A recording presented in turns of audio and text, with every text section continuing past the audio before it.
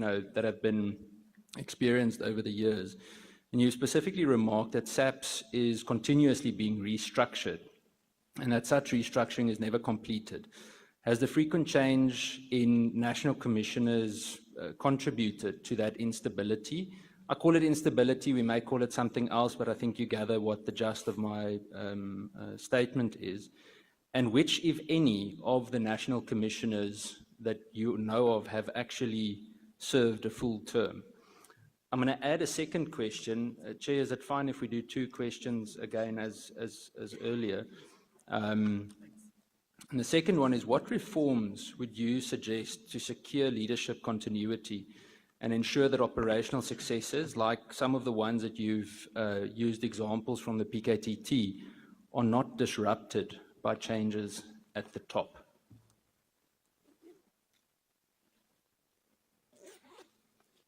Yeah, no, thank you so much, Honourable Chair, honourable members. The institutional instability in the organization, the causes of that, I like to believe that it's mainly because of the ever-changing national commissioners that we've had over time in the organization.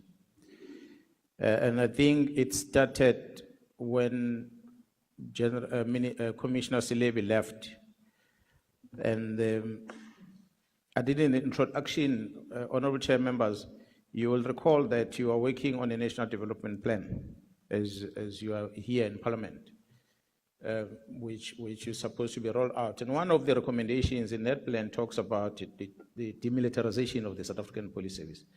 So back in the days, the focus was about demilitarization of the police by introduction of the new ranks, and we changed our training curriculum and so forth, amongst other things, in order to change how we do business. Although the criminal did not necessarily change the method of operations, but we had to try and fit into the democratic system of the country. So with that change happened in 2009, we had a new administration that was ushered in. And the new administration felt that the ranks that you are using are not strong enough to withstand the crime that is out there.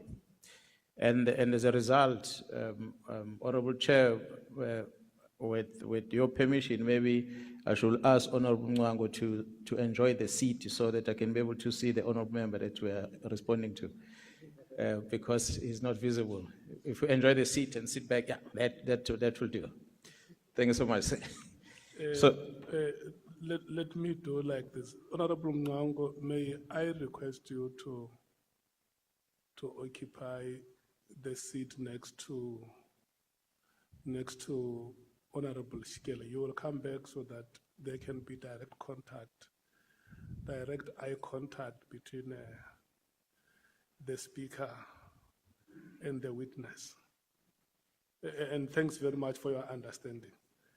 Honorable members, maybe before you resume, Honorable Shongwe, when you don't see him here, he's out on an emergency. He will rejoin us. We have also been joined by Honorable Matangu, who is a member of the National Assembly. Thank you so much. Back to you, Honorable Cameron. I was still saying, Honourable Chair, that the frequent changes that happened and also the political changes that happened brought about this. You had, as I said, when the National Commissioner came in 2009 with the new administration that came in, there was this introduction of these military ranks. Today we have, I'm failing to count the number of generals. I think we are the ones who got the record number of generals that we have in the organization. And in the true sense of things, that the Constitution doesn't talk about the rank general. It talks about commissioners. But because of the will at the time that the executive changed that and amended the regulations and introduced these titles of generals, which honestly, if you were to ask me, I'd rather be called a provincial commissioner than be called a general. It's a military term that we should be using. It's some of the things that perhaps we might want to start looking at as going forward. But those, I think, contributed in such a manner that you have this then National Commissioner coming in. The Act gives powers to the National Commissioner to restructure. before the restructuring is finalized, is gone. You know how Gerald Cele left, how long he was in the police. Gerald Pierre comes in.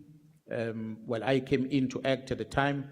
It was on acting capacity, not permanent, but then Gerald Pierre came in and she didn't last. There were issues and she left. So each time one comes in and there's a structure is adjusted again. But the process of finalizing the structure takes long as well. It's something that should have been looked at differently to try and shorten the plan. But perhaps anyone who comes in as a national commissioner ought to have a strategy in the plan that maybe within the prescribed timelines, such a plan may need to be presented to the portfolio committee of police and be approved and adopted, and which must then be accompanied by the structure, so that once it's agreed there, then the structuring happens. Within the first 12 months, it must be finalized, so that at least you know for the rest of the term of that administration, you have a structure that is adjusted to fit a strategy that has been presented and approved and be adopted by government going forward. So those are some of the things that I feel perhaps we might want to look at adjusting as part of the reforms that could help us. But some of the things, as I said, the national commissioners that came after Gerald Cele did not last long. And there's not even a single one of them that has finished the term. So we've had acting new national commissioner, acting new national commissioner, acting new national commissioner. So it's always been changing. And largely, that is influenced by, I spoke earlier about how the ministers move. The new one moves out, comes in, and the new one is out. There's no exchange of notes, nothing.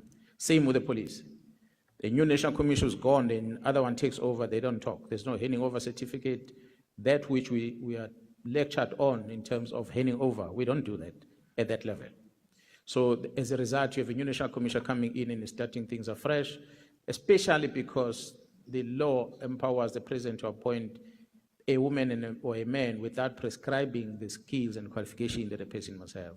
So if you're going to get someone who's not familiar with policing, it's going to take you that long for that person to try and understand what is the need of a constable on the ground before you can address that. And we worry about positions at the senior level around our offices and the likes. That's part of the problem that we have. So if you were to ask me about some reforms that you might look at, I spoke about one in my statement, that I think it's time that we revisit the Constitution as this Parliament of GNU might want to revisit the Constitution, the section of the Constitution that talks about the central command and control of the police. Let this national commissioner be held accountable for, yes, the reports will come from province, as the Department of Education will do, but each province is held accountable for the performance of education in that province through the MEC's office. The Minister of Education will come and release results in the country as a whole, and yet the minister is not necessarily directly in control of what's happening in a specific province. We might want to adopt something similar to that. It's across different departments, but reserving a certain priority of crimes that cuts across the board that might need to then be elevated as a national priority crimes that be handled at the national level. So by so doing, you're going to also have a national commissioner having to worry up and prioritize his energy on specific things than to look after this entire big Titanic that we have as an organization. Typical example, Honorable Chair and members, you have a department of government that has got a DG, it's got DDGs, and there's so many DDGs per personnel that they have, which is a department that regulates how public service should work. The department itself, from public service, themselves, they've got so much senior management amongst them. If you take that and you balance it with the police and the responsibility of the National Commission, the police, it's almost impossible to manage. It's impossible. So it's about time that we decentralize a lot of things so that National Commission can focus on what the national government priorities should be and focus on that. So I think that is the main one that I thought I must put in there. But other than that, there are some pieces of legislations that are vested with the minister's office, which to some degree, I think might also need to be revisited. Some of them, Farm Control Act as an example. Once there's a corruption at the Farm Control Office in Pretoria, it's going to affect the entire country because that office is not able to improve efficiency in terms of how to facilitate licenses, and is not able to deal with people that are violating the act in terms of removing the licenses away from them. So simple because you have the whole country to worry about. But if that was given to a province, then the province will worry about that. The liquor, we have a National Liquor Act, we have provincial ones.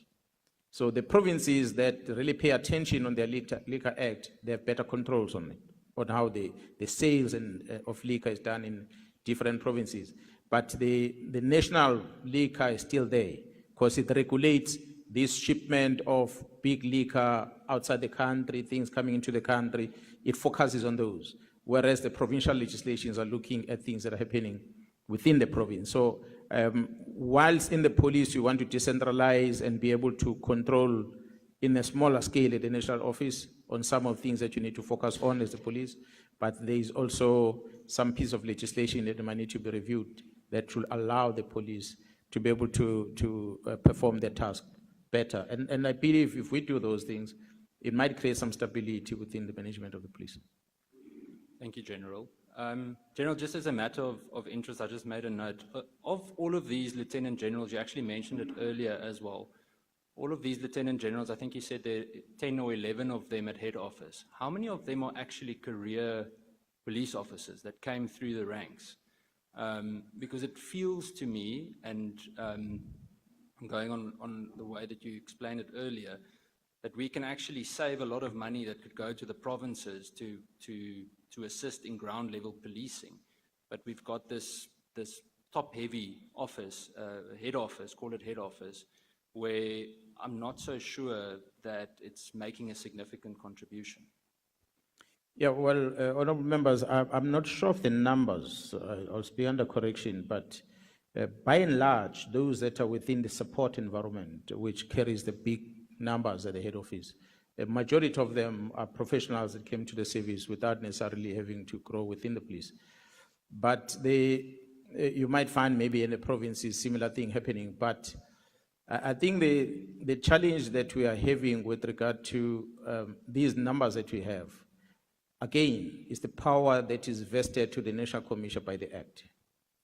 The National Commission can create a post and grade it to whatever level they want to grade it, and they appoint a person there.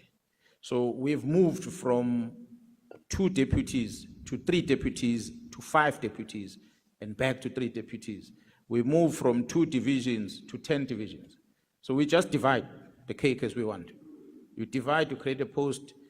Our organizational development with qualifications that they have, they're not independent enough to tell us that you're not supposed to, cannot have this, because the budget doesn't allow it, the purpose and function and the workload of this job does not qualify this. But you're going to find the organizational development will tell you that, yeah, it's justifiable in terms of our tool to have a brigadier at the head office responsible for 2 people, appointed as a brigadier, versus a commander of OR Tambo Airport, who's responsible for 1,000 members. Durban Harbour is responsible for 1,000 members, but he's a brigadier as well. OD will tell you that, and you can't argue with them. And we always say to them, you are not objective in what you do. You are doing it because the boss tell you he wants that block. So, honorable members, that controls in terms of the structure, if it's still vested with the National Commission, then we have a problem. Gerald Stolle signed the structure on what I drafted on my iPad as a proposal. When I walked out the door, the unions came in, the structure was signed on the day, according to my proposal. That's why today we have a division called Vispol and Operations, because I'm the one that proposed that we might want to come up with something like this. Said, no, I like it, you put it in structure, sign it. Without research, without doing anything, and it's implemented now. So those are typical examples. So Parliament does not play a role in terms of controlling this structure. So maybe we might want to revise that, say, before you have the structure finalized, yes, you can engage with the labor and everyone else, but bring it to Parliament and it must be supported by your strategy. And then we can look at the money total budget of what goes to compensation and versus what goes on operations and what goes to the executive versus what goes, because the cost of one lieutenant general in the police, beside the annual package of one individual salary, you have the support staff with you. So you spend at least easy 5 million rand per annum for one person. And add the furniture, the vehicles, the running cost of the office, it amounts to a lot of money. But those are things you don't pay attention on. So when you then ask yourself, is there need of that office? When you realize that, no, actually there's no need of that office. You can do without it. Okay. But because someone we come from a time where the National Commission decided to have the head of communication at the Lieutenant General level. And it's been downgraded again. You're going to find another one who's going to upgrade something, and another one coming in and downgrade. It depends who's a friend that wants to be entertained at the time. Okay. All right. Thank you, General. General, I want to move to the famous 5 March meeting. I laughed the other day. I went and watched it again on YouTube, and I saw it's probably one of the highest watched parliamentary portfolio committee meetings in a long while. You've said that the PKTT was highly effective. We've seen a lot of the results. On that day, General Khumalo spoke about it as well. The National Commissioner touched on it. Just in terms of the 5 March meeting, General Khumalo and Minister Mkhwanazi briefed Parliament on the PKTT's phase out and its successes. They presented it. We've all seen the presentation. But there was no objection from General Khumalo or anyone else for that phasing out. The way that the minister presented himself and the way that the National Commissioner concluded matters when we spoke made it difficult to see that there's a disagreement about the disbanding of the political killing task team. No one in the committee that I'm aware of said, no, wait a minute, there's a chaotic conflict going on here. What was the situation at the time? Because all of the messaging seemed aligned. Honorable Chair and honorable members, and I must thank you first, honorable member, for allowing me the opportunity to appear before the Portfolio Committee. Honorable members, a normal culture is that the Portfolio Committee is going to write through the Minister to the National Commissioner and inviting the police to come and appear before them to present whatever the Portfolio Committee wants them to be presented.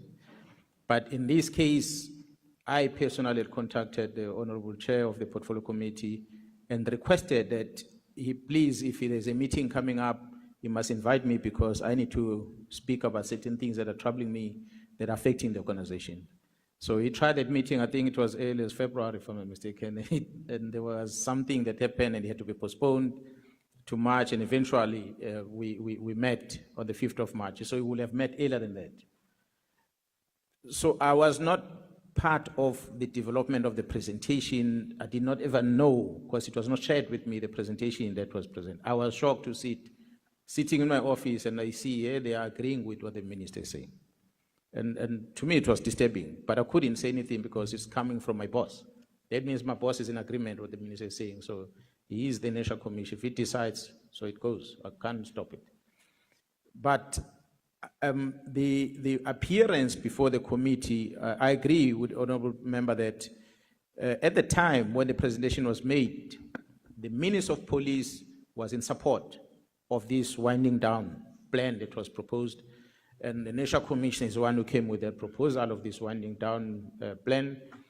So therefore, I wouldn't have expected the committee to do anything about it because it was just an information sharing for noting. I don't think it was for the committee's decision, that one. The only one that for me, which perhaps some of the things being viewed the most, is my comment on it, where my part came in.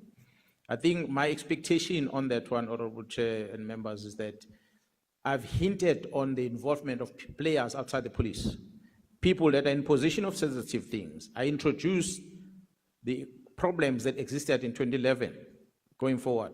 I was expecting a follow-up from there, to say, you can't come here before South Africans, because Parliament is South African. So when we appear there, I thought, I'm now reaching South Africans, whereas we are visual, everyone else can watch this thing live. and there's going to be some movements on it, and nothing happens. And so I was kind of, demoralized in a way that the place where I thought is going to make us to do something, nothing much happened. To be honest, Honorable Chair, the member of the very same portfolio committee that the Honorable Chairperson of Portfolio Committee knows very well, Mr. Adams, I don't know if he's here today, but his response on that day was clear to everyone that he cared less about what Khumalo is presenting. He cared more about the narrative he's pushing. He's the one that's been behind this promotion or the appointment of this young lady into the post of a brigadier in the police. When it was put in that very same meeting that Gerald Khan, his blue-eyed boy, was promoted without advertising a post, from a rank of a colonel to a major general, without advertising a post. And there's no talk about it. But you want to criticize this one. So, sorry, General, interrupting. I think General Masemola also said that included General Moodley as well. That was mentioned.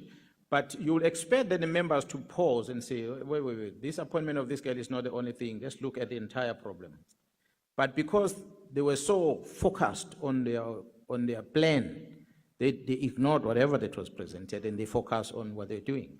I mean, his opening remarks of the National Commission that day about the counter fight from members of crime intelligence was not necessarily taken forward. So I would have hoped that something good is done about that. But in as far as the task team specific is concerned, I don't think the portfolio committee will have done anything about it because it was just an information to share.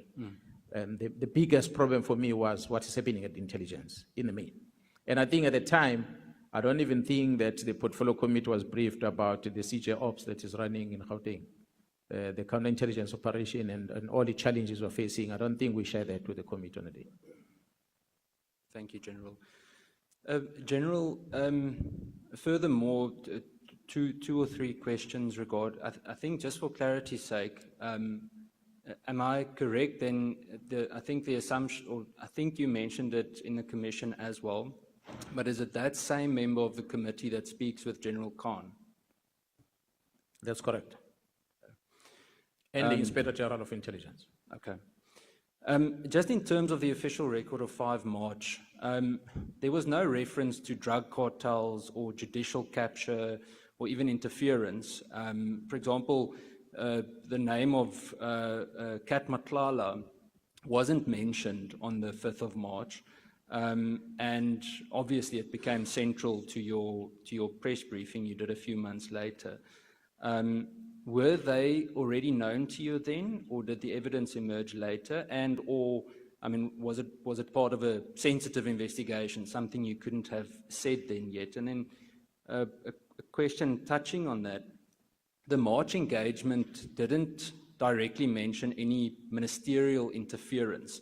I mean, we had the question regarding Brown Mkhwanazi, where the minister said they're not acquaintances. Colleague sitting next to me later on laid charges against the minister when we found out that was not truthful. But the matter regarding manipulation within the MPA or the Judiciary or threats to your safety that featured very prominently in later statements. Now, when did those concerns arise first? Because why were they not raised in the parliamentary discussion? You know, and then to conclude those two questions is, looking back, do you think that we may have been in a better position or better placed as a committee to be able to respond to those issues had they been included in the March presentation or in the March dialogue? With some kind of indication or evidence or even an objection with regards to what the minister said. Thank you, General. Yeah, Honourable Chair, members, the portfolio committee that sat on the day had its own agenda. And when you listen to the presentation that was made in general, I don't think the portfolio committee will have done much on it because the presentation was done by the executive authority, which is the minister who was leading that presentation. But the issues that were raised during the presentation that should have triggered the members of the portfolio committee say, wait a minute, National Commissioner, your opening statement, you are saying this, what's going on? That is one. But the more was about me bringing into this committee a player of a person outside the structure of the police. Because I'm the one that spoke about Mkhwanazi. I'm the one who spoke about Mkhwanazi having this easy access to crime intelligence. So when I raise things like this, I would have expected the commission to act on it, especially because I tried to reach out to the minister and I failed. The minister is on the platform. Mkhwanazi says there's a brown Mkhwanazi who's close to the minister. The minister says, I don't know the fellow that Mkhwanazi is talking about. The least should have happened is to say, oh, wait. Minister, you're saying, Mkhwanazi, why are you saying that this man is close to him? And the minister, why are you denying this man? Right there and there, should have been interrogated, and we get into the bottom of this from the start. But I understood at the time, you were pressed for time, you had another engagement because the meeting was running late. I think you had to leave. So, and even the members, as they were engaging, they didn't engage that much on that matter. The allegations, for instance, that were made that the money from the secret fund account at crime intelligence is used to finance the PKTT. It was one of the things that were raised by the members, and in my address, I responded to that I never took money from the police station to the PKTT. The record speaks for themselves. Those are the things that were highlighted in the presentation that the portfolio committee will have said, but you are saying this, Mr. Adams, in this committee, but here's the police are saying this, disagreeing with them. So what are you getting from? So that robust interrogation of things that I was expecting to happen. But as I say, it happened towards the end of that meeting. But what I presented before the committee on the day is what for me was a concern. Obviously, I was not too much privy about more information of the relationship between Mkhwanazi, the minister, the Nhlanhlas, and the likes, because remember I had asked for a meeting in February. Shortly after the minister wrote the letter, that's when I asked. And shortly after the members were deprived of an opportunity to be recognized during the Excellence Awards, that's when I requested for a meeting. But later, when the investigation continued, then we started discovering a lot of other things. And then I realized that some of the members within the portfolio committee are players into this.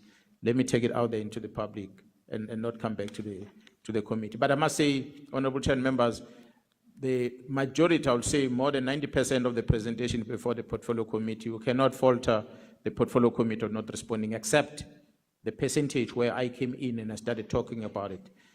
For any other person, they should have raised alarm to say, who is Mkhwanazi at crime intelligence? Who is this Mkhwanazi at the Minister of Police? Who is this Mkhwanazi? And the minister simply denies, and it ends there. That's my only concern. Thank you, General. General, you should remember on the day I actually asked the Honourable Adams to tell his handlers to back off because it became increasingly hostile in the meeting to the point where even some police members were sending me messages saying, hang in there, because it was just chaos. And he then accused me of being handled by the National Commissioner, as you would remember. I remember very well that one. It made it very, very frustrating. General, I've got two more questions. The rest I'll leave for later. I'll come back to the 5th of March later. But with regards to Richard Mkhwanazi, another example that I used is Major General Mboto's controversial promotion in the Hawks. Do they highlight the need for more independent vetting? Because surely, I mean, the promotion of General Mboto in the DPCI last year was significantly controversial if you considered his background. And Richard Mkhwanazi's retirement, the fact that General Sithole signed off on his retirement and he retained his rank despite all the controversy around him, similar to Ria Piecha. How do we approach that? You have touched on it today. How do we make sure that that doesn't happen again? And then my last two questions, is would you say that there's still significant influence from Mkhwanazi in this whole ordeal? When I say ordeal, it feels to me like his name keeps popping up. It's almost like this thread that runs through the last 15 years. Is he still in there? I mean, I asked Minister Mkhwanazi in Parliament whether he'd commit to an open investigation regarding Richard Mkhwanazi's two sons. of which I think one of them runs the grabber unit that can tap phones in crime intelligence. And he committed to that, but obviously if you look at what happened over the last few months, nothing happened. So that's the Richard Ngudi one. And then my last question is regarding misinformation. You've spoken publicly about rogue elements within the system. Given the sensitivity of, I think yesterday you touched on threat and risk assessments as well, particularly those concerning public reps, whistleblowers, and police officers that are at risk. What dangers do these leaks of information out of the rogue elements in, for example, crime intelligence or SSA for that matter, pose to those individuals? And do we know who these information agents are? You mentioned some of the journalists. Are there people that you can share with us that keep on, say, for example, using social media to drive a specific agenda? Thank you, General. Honorable Chair and members, maybe let me start with the very last one. I sit here as the Provincial Commissioner in KwaZulu-Natal, and I have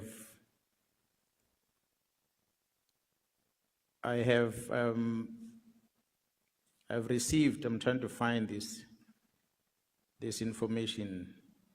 I had received an inquiry from the journalist about what Lieutenant Jarasbia is doing, that the Jarasbia has taken legal action against me on what I pronounced on the 6th of July.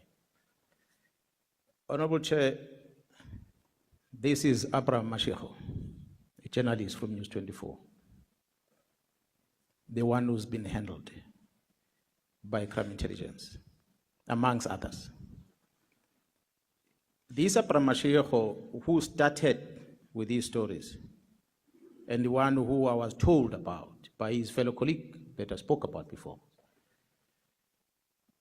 The gentleman sends me a WhatsApp message, I cannot remember the date, I'm going to trace it, where he asked me about my comment about the legal step that Jarasbia has instituted against me. And my response to him was, Mashego, out of all these police officers that you have in South Africa and all the senior management of the police, you feel it's important to come and ask me. You are still pushing this narrative, and I hope you are not one of those captured. I use that word, I hope, knowing that he's one of them. I sent it to him. I said, of course, I don't understand why you bother coming to ask me these things. What is of a concern to you? I don't know any court papers to date. It's a couple of months down the line. I have not seen any court papers. I've not been served with anything. But he might have been briefed that there's going to be this court thing. So he must start asking me questions. So he's one of the enablers. And there are many journalists that we are part of the investigation. That's why I'm calling for a state security investigations against them, because I have a list of them. And there are a handful of them. It's just said that he writes for the same media house that has got very credible journalists who are doing a wonderful job within the very same News 24, who investigate cases of corruption, of murders of people, and they bring it to our attention, which force us to conduct criminal investigations. And yet we have these ones who then are used to publish the wrong information, that misinformation. So I felt that made me make that as an example and quote one journalist whom I've mentioned here. He will approach the court and do everything else, but I'm sitting before this parliament, I have evidence where he sent me this thing. And I still ask him, why you feel that you should ask me? And that communication between me and him, I screenshot that and I gave it to a friend of mine. I said, look at what this journalist is. And that message went all over the place. There was one, I think, journalist also in one of the radio station and TV who started criticizing me whether it's necessary for me to respond like that. And I don't know what was I supposed to respond, how was I supposed to respond? Because the same person who took my face and put it on a newspaper, that I'm a corrupt person because of the defeating the end of justice case that happened in Richards Bay.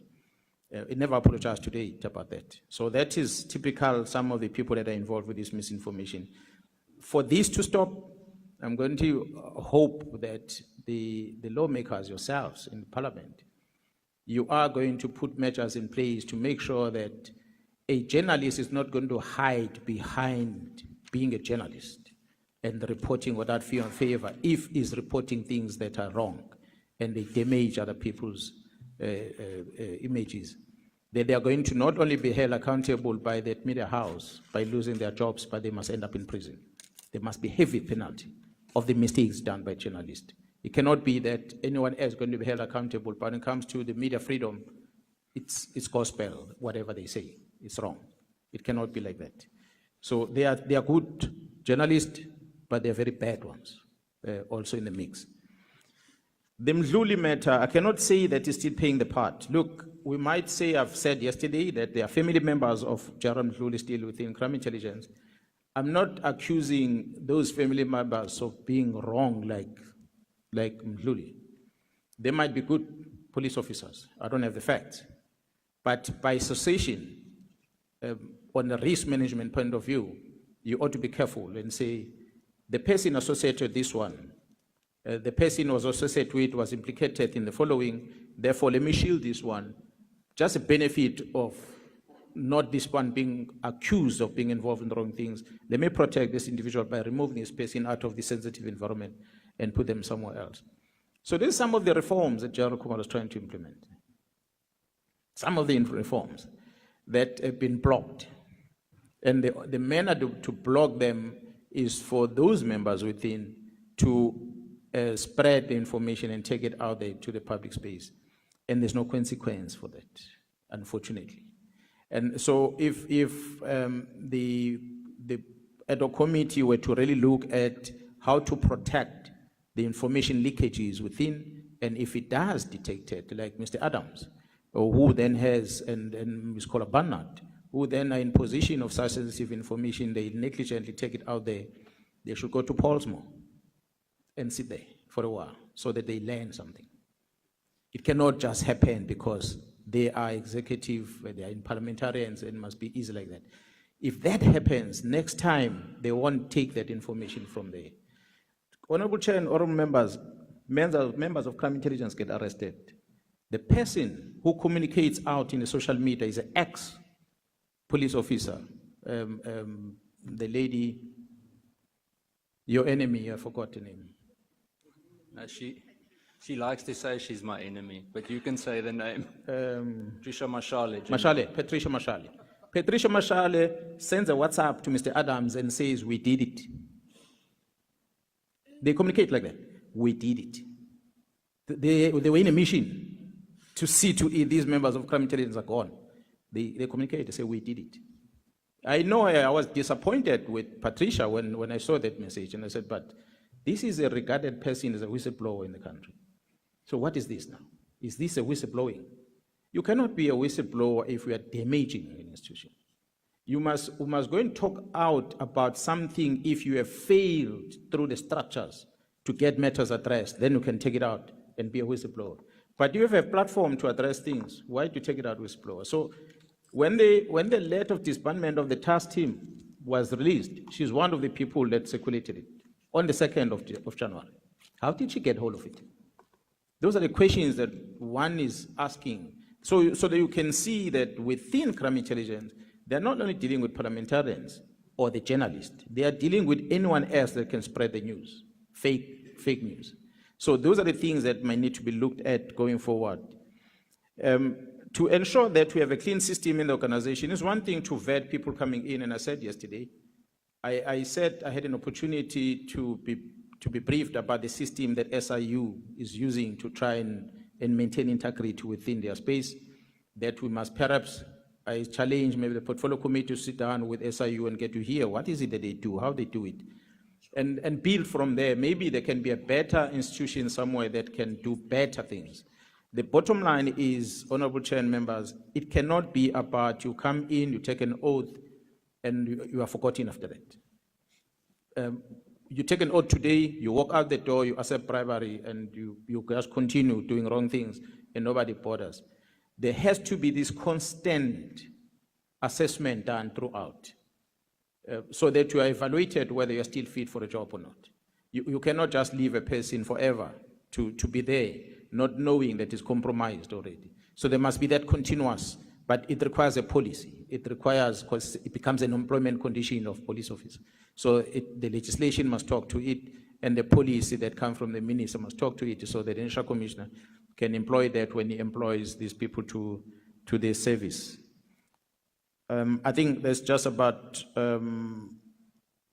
that's just about it. The issue with CI, the problems, as I said, it's not Gerald Mkhwanazi really that I could say still have an impact. Maybe there is, I don't have evidence, I'm not in that division. But I can tell you, Honorable Chair and members, that we still have a lot of wastages within crime intelligence as a result of these leases that you are having. We still have a lot of mismanagement of funds within CI with regard to the easy payments to informers that are not controlled. A typical example, yes, you might say there's a frustration of the process introduced by the management there in terms of payment of the informers, but they've removed a lot of delegation that was at the provincial level to the national office when it comes to a certain figure that must be paid, because there are some crime intelligence members that will submit claims on monthly basis for 100,000 rand for this one and that one and that one, and they pay 10,000 rand to these informers and they collect the rest. And so they were living off that money. So until then the generals and the management start saying, we want to see production before you submit a claim. These vehicles that were collected from people like myself, for instance, who are not working at crime intelligence, but crime intelligence will use the secret fund to buy me a luxury vehicle and I keep it in my house. So there are many of some of the senior officers in the police that were in position of such, that Gerald Khumalo had to do an audit on it and collect it. Unfortunately, one brigadier, Jans van Vieren, is one of the enemies within these people at crime intelligence, because she's coming from PSS, she doesn't know anything about crime intelligence. Gerald Khumalo brings her there and says, do an audit on all these assets. When she goes and checks where these assets are, she becomes an enemy herself, because she's doing a job, but she's painted as a bad person. And she's never been a bad person before. Suddenly she arrives at crime intelligence, she's a bad person. So it is those challenges that we're experiencing within. That's why I was saying, how do you then make crime intelligence to account in Parliament, where you have the committee seeing the open account and you have a committee seeing the covert account? So maybe if everything moves into one committee and be accounted at one place, then we're able to scrutinize the entire value chain. I challenge the committee and yourselves. I'm not sure if the Auditor General of South Africa will be able to share the report with you, but for sure the Joint Standing Committee maybe might be able to do that, just to show the audit that they've done at crime intelligence over the past 5 years, before Khumalo's arrival and when Khumalo was there. Okay. The proof is exactly there. You'll see that Khumalo has done so much to improve the works of crime intelligence. But because he's facing this much resistance, he ends up in prison today. And the whole South Africa thinks that he's a bad person, not knowing that he's the one who's been doing the job and he's the one that is suffering today. Okay. So those are some of the things that end up undercover because of the nature of how the crime intelligence work, and it's not visible. He might not be confident to talk about it, but I'm raising it because, well, I'm not within that space, so I'm not going to be held accountable for such. Okay. Thank you, General. Chair, do I still have 5 minutes? Have you ended your questions? Have you exhausted them? I have 3 very brief ones. That's actually 1, 2. Yeah, remember, you share your time with your honorable member. So long as you have an arrangement on how we do. You are sharing the time, I'm fine. And I also wanted to say, Chair, it's her birthday today, so we must just, didn't mention it earlier. General, 3 questions. The first one, the leases that you speak of in CI, are you able to disclose whose properties are being leased internally, that they are not meant to obviously be leasing, where they're getting a significant amount of money out of CI? That's the first question. In terms of the so-called whistleblowers, do you have any indication that whether whistleblowers or, I don't want to call them influencers, but people that have been driving this narrative are have been handed brown envelopes, figuratively speaking? And the third one, touches back on the threat and risk assessment issue, and I decided to ask it after your previous answer regarding the post on social media that we got them. The threat and risk assessment of my own family was shared on social media that was leaked from these very rogue CI members. There was zero consequence for them. I know there was an investigation. To this day, I don't know who leaked it, but it obviously puts myself and my family at risk. That's on the side. The question that I have is, you have an idea if any of that has been vindicated? Maybe I'm asking the wrong person, but I'm trying to get to a point where we can at least see some kind of consequence. Those are my three last questions, Chair. Thank you. Yeah, well, Honorable Chair members, I think Gerald Kumalo, perhaps as a divisional commissioner within crime intelligence, might be able to respond to it. But by and large, almost everything that we've seen out there in the media, it's coming from that office of vetting. Some of us, our vetting application has been kept in abeyance for years now. And they don't want to process them. It's the same office that claimed that this person was recruited by crime intelligence, was not supposed to be recruited, was given an irregular vetting certificate, whereas while they're still busy with it, they've not issued it yet. So that office and the members working in that office are compromised. And so it's no surprise that the records of your family members went out there in the media, because it can only be that office. And few people that's supposed to have control over such. The reporter talked about it that ended up with News 24 this past week, that should not have been there, because there are people within the establishment that does that. And we know who are they. The names of the people that their properties are leased, I might not talk about it because the lease is falling under the Joint Standing Committee of Intelligence, so I might not be able to give the names. But I can safely tell that the past, which came to my attention, which needs to be confirmed, that one of the police members within crime intelligence, his property was leased by the very same crime intelligence. He's currently working at crime intelligence as one of the senior members within crime intelligence. Is he one of the names that you have mentioned? He's one of the names I've mentioned. Thank you, General. Thank you, Chair. Thank you. Are you done, Honorable Cameron? Yes, thank you, Chair. For now, that's it. Next, Okay. Later on, the Honorable Schikkeling will go on. Thank you, General. Let's allow the happy birthday honorable member to field her questions. Happy birthday to you, Honorable Shikele. Thank you very much, Chair. I appreciate it. May I proceed for now? This must be your happiest moment. My happiest moment. So that you're going to give me a 5-minute extra, Chair. Thank you. I appreciate it. It's a wonderful birthday present. Good afternoon, General. Thank you very much for attending this meeting with us. You allege that there was deliberate obstruction of justice within the system. Can you perhaps share with us some documentary evidence that the minister or any other senior officials deliberately obstructed justice? You have documentary evidence. Honorable members, the one is a letter that we talk about, the 31st of December 2024 letter, and the others are letters that are written by General Sbiya, directed to General Kumalo.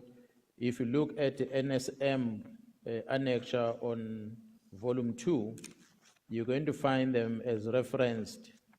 The first one being the 31st December letter is annexed at NSM 5 on page 78 to 79. And other one information that we have is NSM 8, which is on page 223 to 224. General, perhaps let me just clarify, besides the official letters that you have in your possession, you don't have any other documentary evidence? Well, the one is not here, it's WhatsApp communications. They are not here with me, but the team can make them available if required. But that's another documented evidence that we have. Thank you, General. So, I mean, you've said that on the 2nd of January you became you were informed about the letter. How did it come to your knowledge? It came through a WhatsApp. Someone that is close to me sent it to me on WhatsApp. And are you willing to disclose who that person is to us or not? No, I did not talk to him to ask if I should mention his name. I don't think we'll be comfortable with that. Thank you, thank you. You repeatedly use the term political interference, yet you also concede that the minister has constitutional powers to determine policing policy.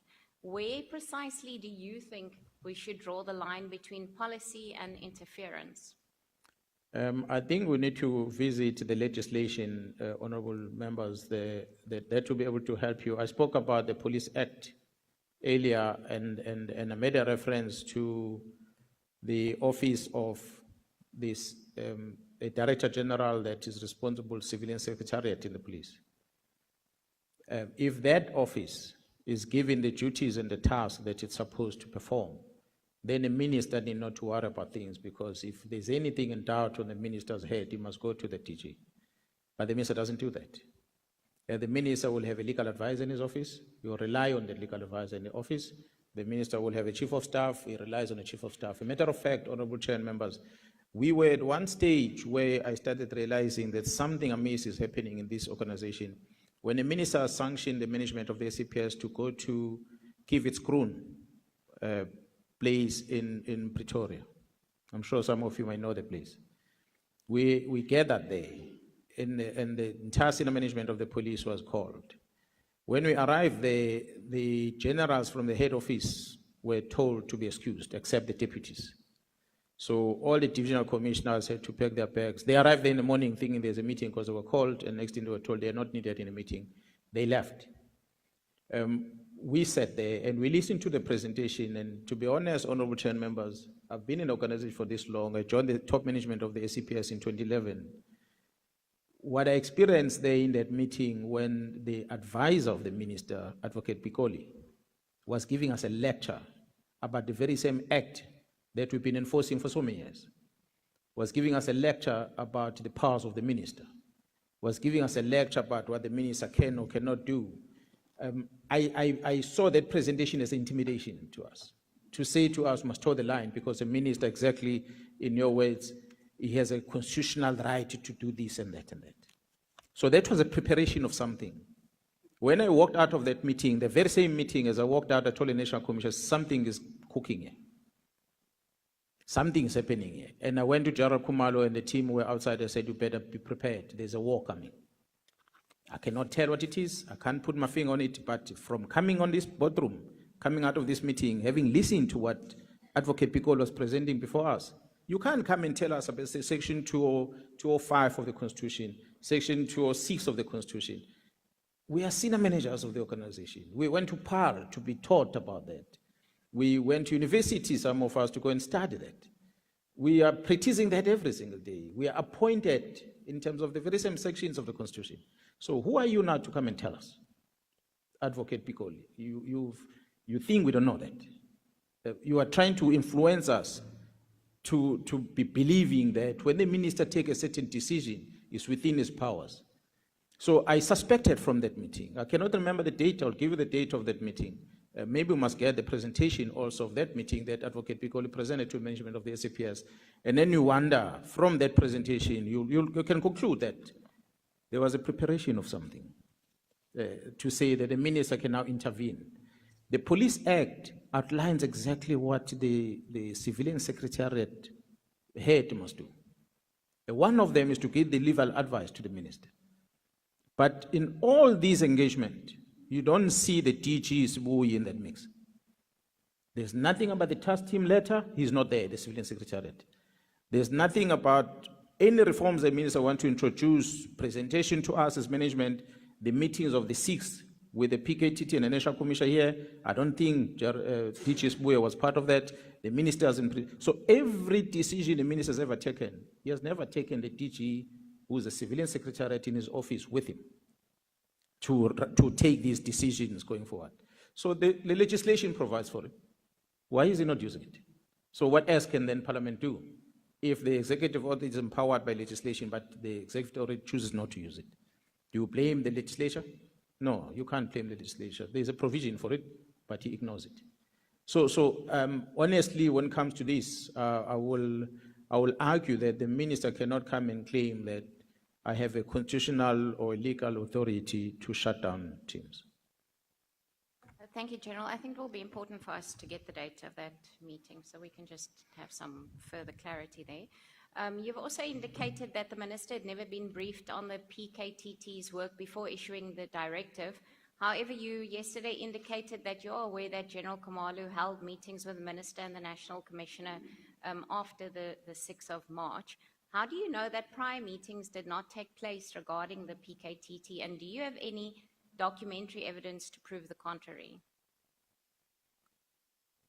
Up until I started questioning about the case dockets that were taken to Pretoria, only then I became aware of meetings that had taken place. Because these meetings were held in Pretoria as early as January. They were held, I think, in February, and there were meetings in March and late March.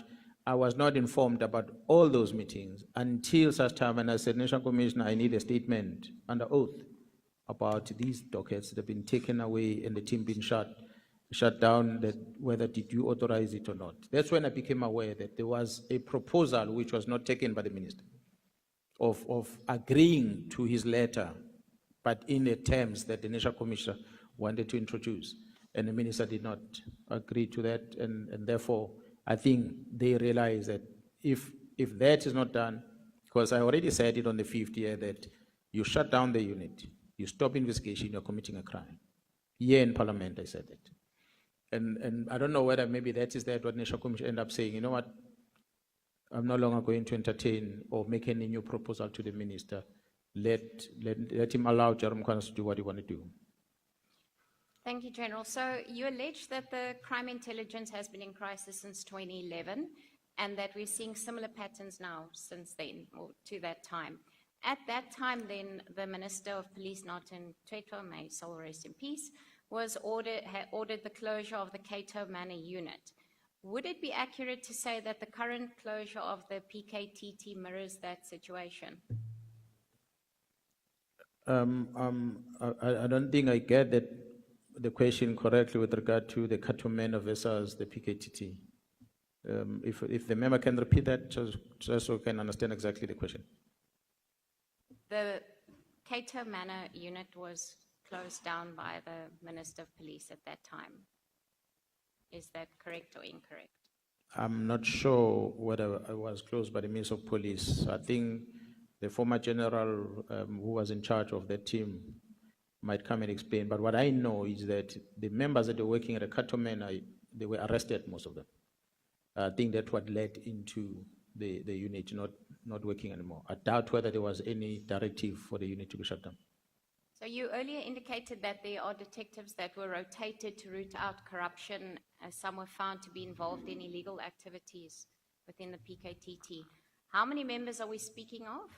Have they been charged for any wrongdoing, and are they still in the SAPS? I think, honorable members, I won't be able to give you the exact number right now and the whereabouts of these members. Safe to say that quite a lot of these police officers, I think somewhere in the 30s, that were arrested and charged. Whether they're still within the service or out of the service, I'll be wrong if I say upfront that they are gone, all of them, or they are still in custody or not. It's some information I can make available, maybe through the portfolio committee, I can share that, or through the chairperson here, the Joint Steering Committee, the ad hoc committee. If it's needed, then we can provide that information. Thank you, General. General, you state that the 121 dockets were removed from the PKTT on Lieutenant General Sibiya's instruction, allegedly acting under the minister's orders.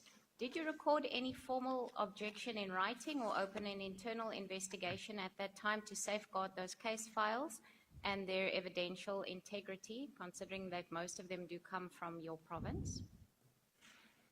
Yeah, well, I never communicated anything to the minister, never spoke to the minister, neither did General Sibiya. The only thing I did was to write to General Khumalo to ask him about this, what I'm hearing, about the dockets that have been taken to Pretoria and the reason for that, and he gave me the response on that. And subsequent to that, I wrote to the NPA in the province, because they had given us directive to arrest people. And so I had to tell the NPA that we have failed them, when we have failed our clients because we have not arrested anyone, simply because the dockets were moved to Pretoria, so they were not in a position to do that. So those are the correspondences that I had. But other than that, mine was to try to engage the minister through an informal way, which is engaging the National Commission. I would not have formally written to the minister and asked for a meeting and discussing this thing. When I ended up sending him in a WhatsApp, it was a desperate move to get the minister's attention. Thank you, General. I actually want to ask you about that because you did mention that you attend regular meetings of the Board of Commissioners. And surely such explosive allegations affect all of your commissioners. It's not just one province. Don't you think that it would have been appropriate for you to address it at that platform or sought assistance from your colleagues in the Board of Commissioners? I said earlier when I appeared before you yesterday that, honorable members, the POC, by law, it's supposed to be National Commission, Provincial Commissioners. But in reality, it is not. It's the National Commissioner and every other Lieutenant General, including Major Generals at the head office. The agenda is prescribed and is available for the members to look at it if we so wish. There are matters that have been tabled in that POC for noting and some of them for discussion amongst others. But as a provincial commissioner, we might have an opinion in that meeting, but the majority might vote against you. Let me give you an example of it. Example of it is when the Prim of Gauteng, with a good intention to fight crime in the province of Gauteng, but they started a unit that by law should not exist. The Mapanya that is famous. I raised that at the POC. Then I said, this is illegal. It's against the law. The Premier must be advised. He's got good intentions, but it cannot be done. The law doesn't allow it. The very same senior managers in the police says, no, just leave the Premier alone. We like this proposal. The following POC, legal services came up with a presentation, and they argued the same thing that I argued. Legal services. They presented that which is done in Gauteng, it's against the law. It should not be allowed. So this was when there was an engagement at the executive authority between the minister and the Premier at the time. But already these members were trained, and they were said to be part of the provincial law enforcement structure.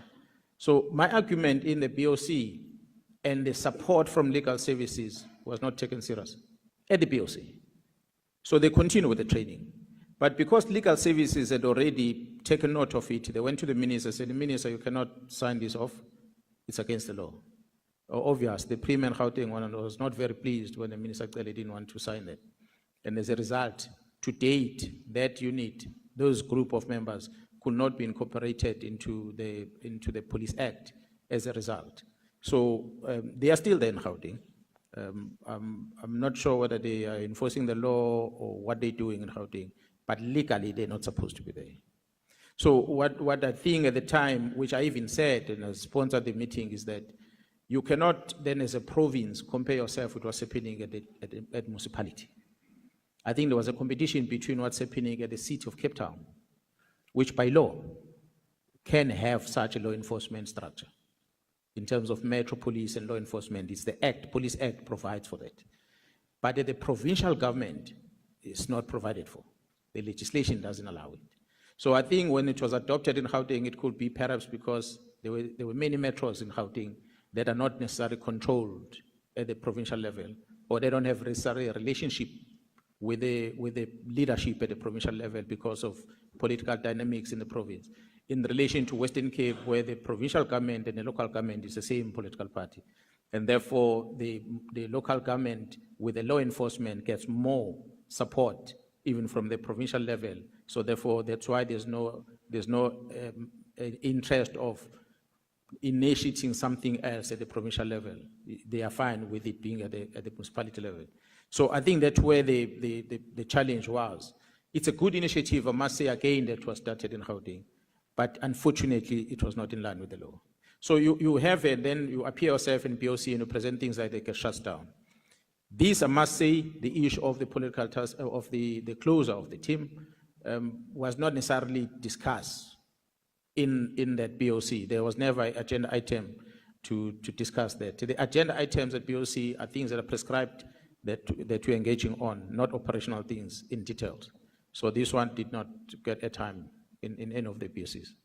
Thank you, General. General, you said that the members of the crime intelligence will be forced to defend themselves and that the best way to do so is to tell the truth, and that when the truth comes out, this country will burn. You made that statement yesterday. Can you clarify exactly what truth you are referring to and why you believe it would have such a devastating impact on our country? Honorable Chair and members, when intelligence community operate, in order for them to be able to protect the citizens of this country, they must apply covert strategies that when you become aware of it, you might not approve of it. But they are necessary to protect the citizens. They are necessary to protect the country. So it is that which I was talking about, that when a safe house is rented for a particular individual for the sole purpose of protecting that person, and the safe house is then rented for this person to go and stay there. If it comes out in a public place, a typical example might come if for whatever reason, intelligence feels that the best way to hide this person against these criminals is in Camps Bay here next door. But the property that is found in Camps Bay, it costs 50,000 rands a month. And when it's presented before the citizen that we are renting a property for 50,000 rand a month, the first question is going to be asked is, why did you choose that one? Because it's so expensive. Any 3 quotations that you've used, why did you go for that one alone? You should have advertised this thing open in a tender so that you comply with the act in terms of procurement. So all these questions end up being asked. Whereas you want to hide this person. So you can't have a luxury of advertising. You go there specific, said, I want to use your facility in a safe, we've identified it safe enough to protect this person, we put this person here. They negotiate on the side the cost of that and they put a person in it. But if it comes in the open, you're going to start asking whether was this in line with the law. If it's not in line with the law, then you've broken the law.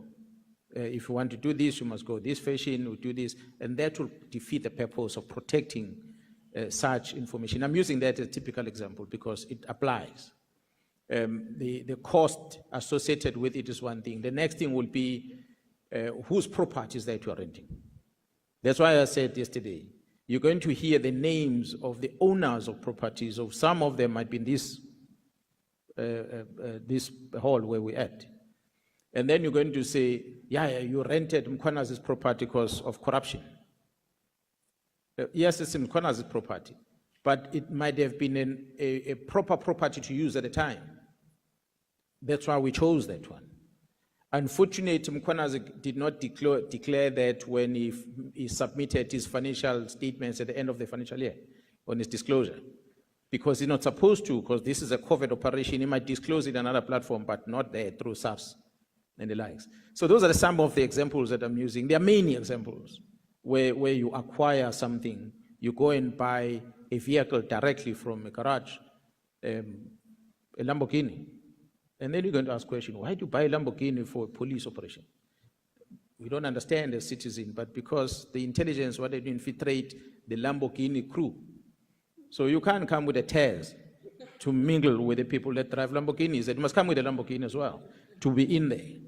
Until that operation is done, then we dispose of the Lamborghini somewhere else.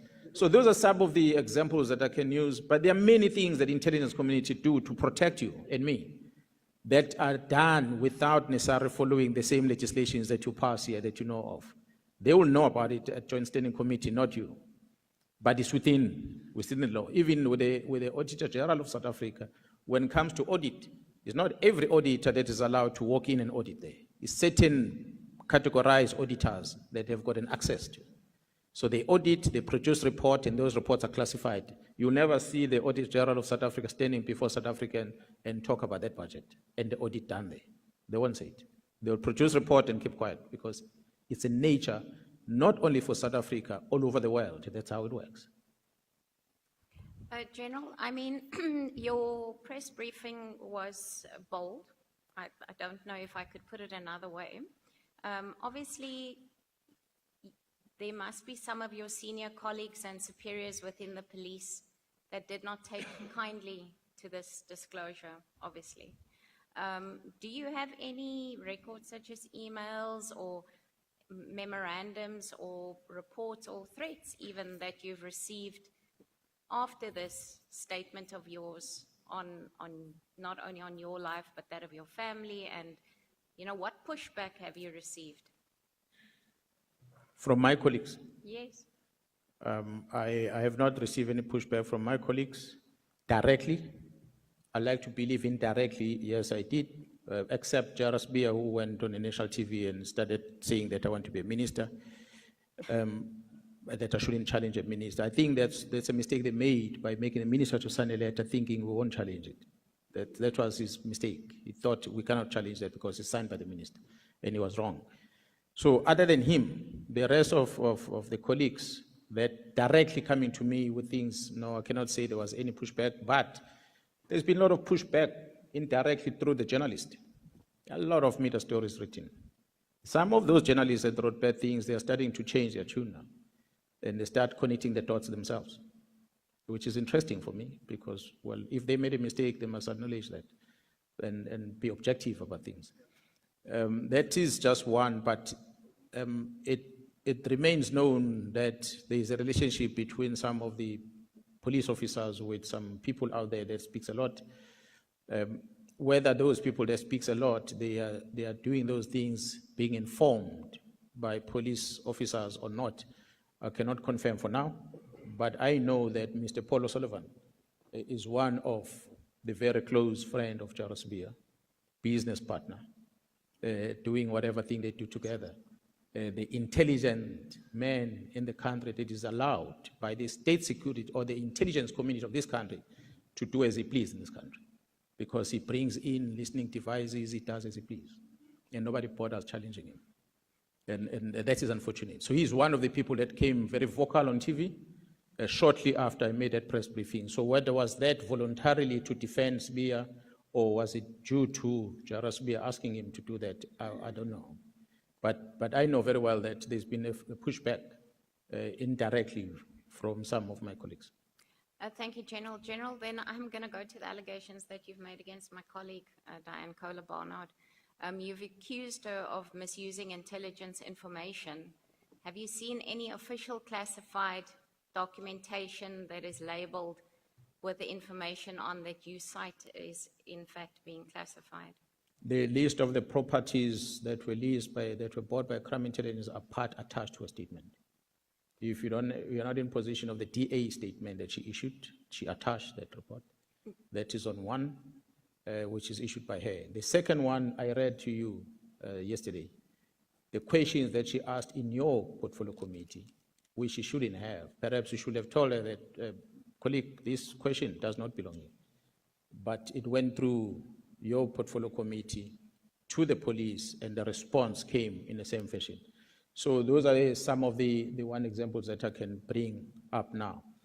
Anything else that Ms. Kohler-Barnard might be involved with, I think we'll leave it to in-camera discussions with the bodies that's supposed to.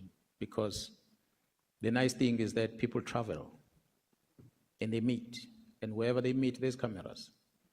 And wherever they meet, there are people that are observing. And wherever they talk, there are footprints left on phones.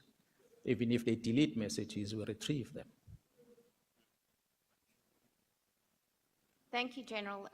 I just would like to say that you have admitted that the information that you raised in the media statement, which was before the JSCI was constituted, was in the public domain, including the photos, because I went to go and look at News 24's article that came out before the honourable member put out the media statement, and the information in actual fact is similar, so she obviously got some of it from the media statement, including the photos, although we didn't, or let me not say we, whoever put out the statement did not post the photos. So on what basis then do you say that that information that was derived from a News 24 article was unlawfully disclosed if it came from the media itself?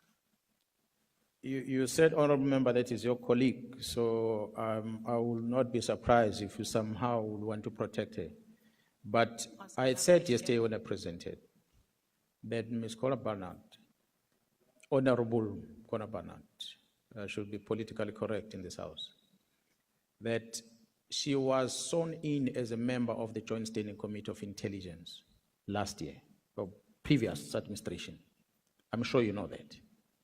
She was a member there.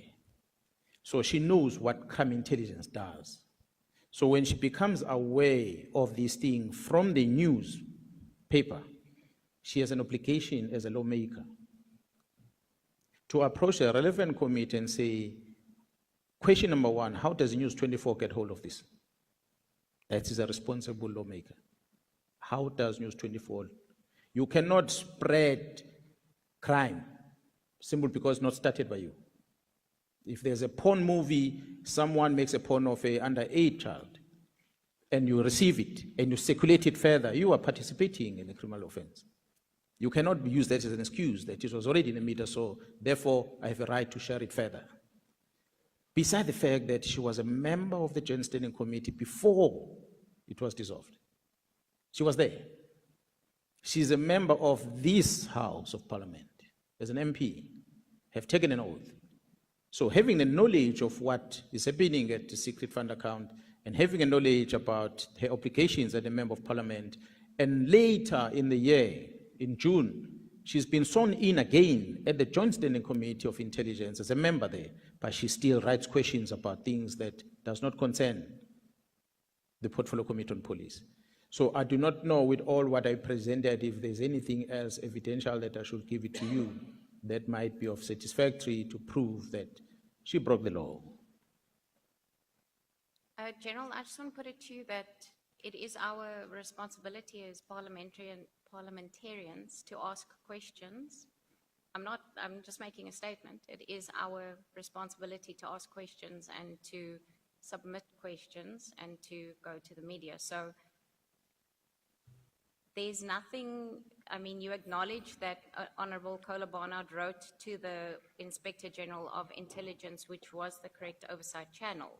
So there's nothing, what do you think was unlawful about her conduct if she actually did write to the IG as she was supposed to do?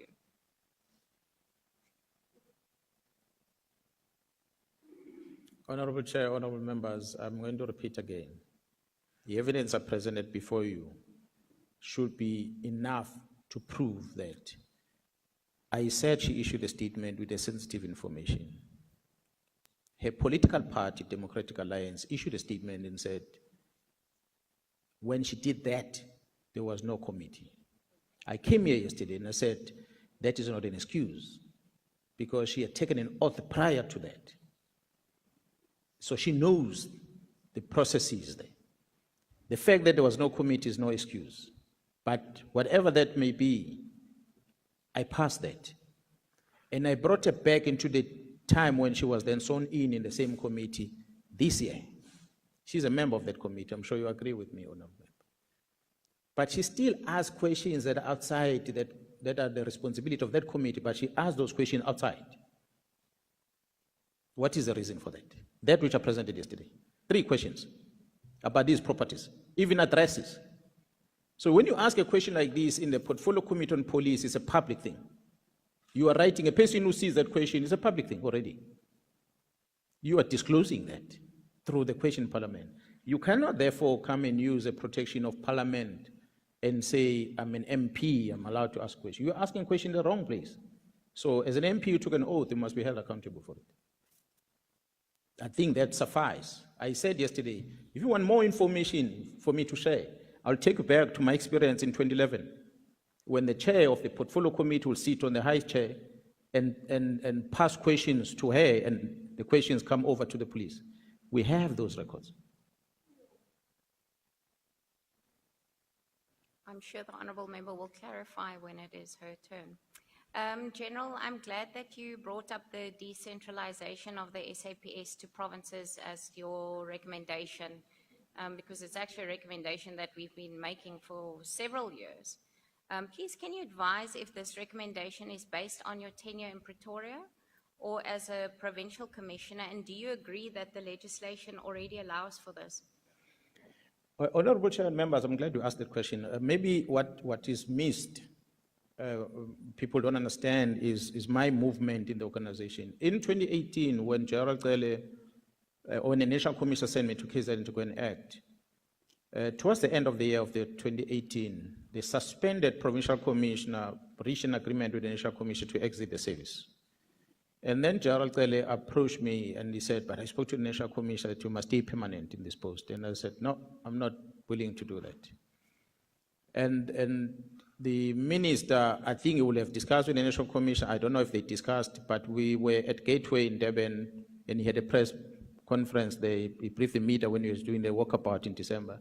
He made an announcement that I am now appointed permanent as a provincial commissioner. And I had not agreed to it. I had asked two things. I said, do you want me to be permanent here? You're going to have to give me more money so I can leave my house in Pretoria and come and buy property where I can live. I'm on a top notch as is. I don't know if they would allow me to get into a notch higher than where I am. That's the first problem. The second problem is you rent a place for me in KZN and let me come and work here, but don't tax me on anything for the benefits that I'm going to get by staying in a fully furnished state house. If you want me to be the acting provincial commissioner, because I've got a family and the house in Pretoria. I'm not willing to leave it.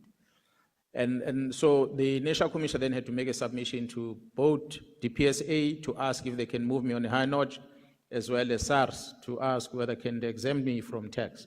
Both responses came in January, February in 2019.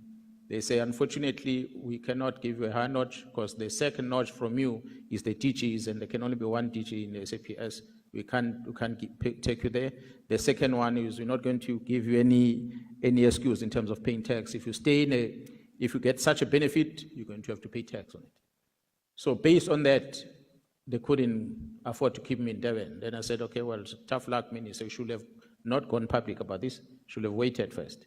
Because the responses came, it was clear that I cannot then stay permanent. That's why I moved back to ORS in July that year when they brought General Jula to come and act. But when I was in Pretoria, I had an experience of 2011 up until 2019. When I was at Pretoria at ORS, I then felt for my own growth. I've been in a top management organization for so long.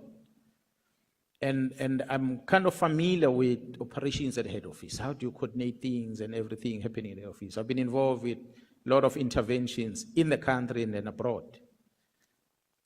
I then wanted to take a challenge of becoming a provincial commissioner because I can see that this is where the rubber hits the tar at the provincial level.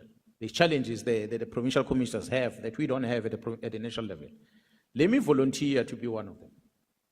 So I approached the National Commission, said, if there's any vacancy coming up of the Provincial Commission, please send me there. And then the one of KZN was coming up, and the National Commission said, okay, well, I'm going to send you there.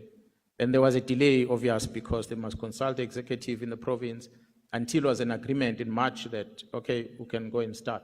That's how I went to KZN, because I wanted a new challenge.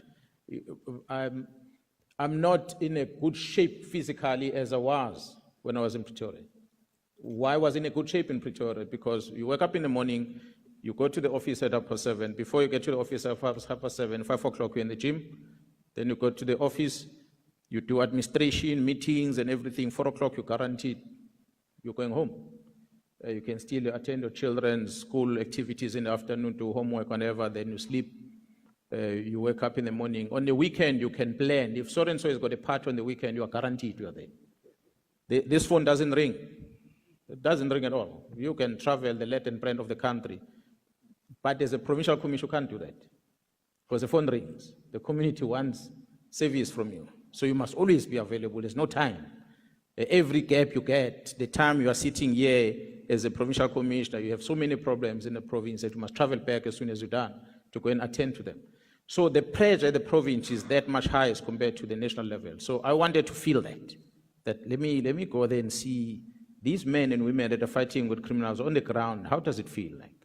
Let me take the challenge. So that's how I ended up taking that position. So in taking that position is because it's a challenge for starters, but secondly, I knew for a fact that it's a 5-year contract. So consciously, I took a decision of going down because I did not want to sit in Pretoria and become a person who just draws a salary until I turn 60. So I knew I go to a province, it's a 5-year contract. The act says it's a management that must approach you, not you. So I knew for a fact that when I'm here, I must make a difference in these 5 years. And when the 5 years is over, then I'm gone. If the management wants to retain me, they will negotiate with me. If I agree, I'll stay. If I don't agree, then I'm gone. So it's a challenge that I took it on my own. It was not a promotion. It was just a transfer from the head office to go to the provinces. That's why I can sit at the province and still challenge all these people at the head office, because I worked there for many years, and they cannot come and think that they're going to overrule what we're doing at the provincial level. We need to respect the legislation that empowers the provincial commissioners to do policing in the province. Thank you, General. My follow-up on that is, because I did ask that, do you agree that there is legislation that already allows for the decentralization of policing powers to provinces? The Constitution talks about one police. And I know that the ruling party at one stage with the minister who came to join us, they were trying to drive this merging of the law enforcement within municipality into the SAPS so that we have one police, because that's what the Constitution says. I'm not a legislature expert. I'm not a drafter of this law. I cannot interpret it. I'm not the court. So whether there is one existing or not existing, I can tell you about the current working arrangement. The working arrangement is that there's one man or woman in charge of the police in the country, and that person reports at the national level, not at the provincial level. The only engagement with the provincial level is informed by the section in the Constitution that allows the executive, in terms of 206, to have an oversight over the police, and allows the provincial commission in terms of 207.3 to engage with a provincial executive once in a while. But there's no budget coming from the province. There's no accounting to the province. Everything is centralized at the head office. That is the current practice. Is that what the law says? Do I interpret it correctly or not? I don't know. But the only thing that I'm saying is that the current words that are written in the Constitution allows this arrangement that you're having. So perhaps the words written in the Constitution must speak differently than what is written currently. I don't know how it's written about health. I don't know how it's written about transport. I don't know how it's written about education. But those are departments that are decentralized. But the police is directed at the national level. So how they operate, how is the act written, I never went to interrogate that. So it's that what I was making an example of, that because of the sheer size of the organization, the workload that exists there, to expect one person to be responsible for that, I think is too much to ask. Thank you, General. So it is fair to say that you think that the South African police services will benefit through the decentralization of policing powers? Not the South African Police Service, but the citizen of the Republic would benefit if we really interrogate, take the lessons from the past. I made an example of the Homeland Security we had then, and how it worked. When we moved over into the new system, is it because we did not like what was happening back then, or we just wanted to create something new? We might want to start interrogating those things. And then we look at international setup in different countries. How to better manage this sheer volume of work. Get expert academics from different universities might come with a better formula. And then we don't look at it political. We look at it in terms of the benefit to the citizens. What should be done? So that it's not one party driving it, but it's a collective of government that says, this will benefit the citizens of the country. That's the structure it in this fashion. Thank you very much, General. Thank you, Chairperson. I'm finished with my questions for now. Thank you so much. Democratic Alliance, Honorable Cameron and Honorable Shikela. Happy birthday once again. Thank you, Chair. I'm now handing over to the economic freedom fighters. Who is starting? Thank you. Okay, thank you so much. If I had a good voice, I was going to sing for her, so I'm challenged. I don't know how to sing, I know how to chant. Thank you very much, General, and the chairperson. General, I just want to ask if you know, or maybe let me put it differently. What interested you into joining the police? When I grew up in the township of Ashdown in Pietermaritzburg, I witnessed at the time the IFP and ANC were in loggerheads in the same township. When I started witnessing how people have been killed and nothing happens, and people, some of them that I knew, it is part of the thing that drove me to say, what can I do to assist in this regard? So that's what influenced me to join the police. And I must say, Honorable Member, when I joined, it was exactly that I needed to fight the criminals. That's why I chose the career that I chose in the service. That I'm not going to join the police station to go and be a court orderly. No, that's not what I want. I want to be there on the ground and deal with action. Then you went to the college, and then from the college? When I trained in Pretoria College, and from there I went to Potchefstroom, the Public Order Police Unit in Potchefstroom. At the time, you couldn't choose where to go. The only option was to become a detective or you become a uniform branch. And because I wanted to be on the field, they said to me, then the highly trained unit that you must go to is internal stability unit. Maybe that's the right word to use at the time. In June 1993, when I joined, it was called Internal Stability Unit, but it then later changed the name to Public Order Police. And then how do you arrive at the task force? I became aware of the special task force. When I joined the police, the Internal Stability Unit used to wear camouflage. The camouflage I was wearing on the 6th of July. When the amalgamation happened and the camouflage was stopped from POP, it was directed that POP must be issued with the uniform that the shirt looks the same as pants. It was introduced there, that shirt. Usually it used to be a light blue shirt and a gray pants. But POP was introduced with the same type of color and to stop wearing camouflage. So we did not wear camouflage. And then an unfortunate incident happened in the area called Shoba in Potchefstroom, where the African National Congress had won the elections in 1994. And the few members of the IFP, few members of the ANC that are located within the village of IFP started celebrating that victory. They erected their flag, the ANC flag, to celebrate the victory of the African National Congress. And I happened to be there and I warned them. I said, you are calling for trouble.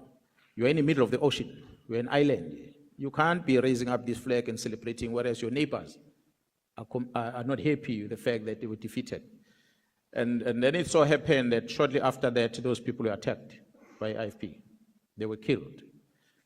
And after the murder happened, the leadership of the police brought the investigation team from the national office to come to Potchefstroom. And that investigation team was accompanied by task force. So it was the first time I see people in camouflage that we are no longer wearing. So when I saw them there, and I asked them, but who are you? Because we don't wear this uniform anymore. Then they said, no, they are special task force. So I asked them, what do you do as special task force? They started explaining to me. That's how I first learned about the task force. So it was exciting for me because I always wanted to be in such an environment and I never knew about it. And fast forward, I took a transfer to Durban. When I arrived in Durban, the current command of the task force in Durban, Nhlanhla, was there, the unit, and I saw him. And I engaged with him and he said, no, they recently decentralized the task force to Durban. And then he gave me the video of what the task force does. I went to see it and I watched the video and I realized, okay, no, this is troublesome. And then I was excited and I joined it. So it's safe, it's safe for me to call you a career policeman. Yeah, well, we can call me that I've been pursuing different areas in the police all my life until now. Are you aware of something called deployment cadres?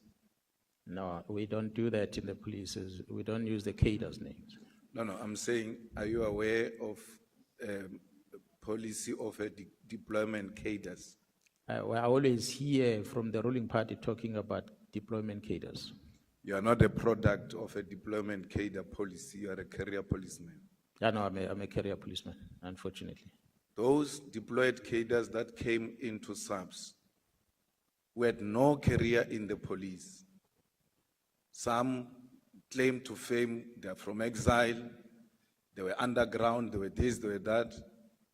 Do you think they helped to improve the policing in this country, or they deteriorated to where we find it today?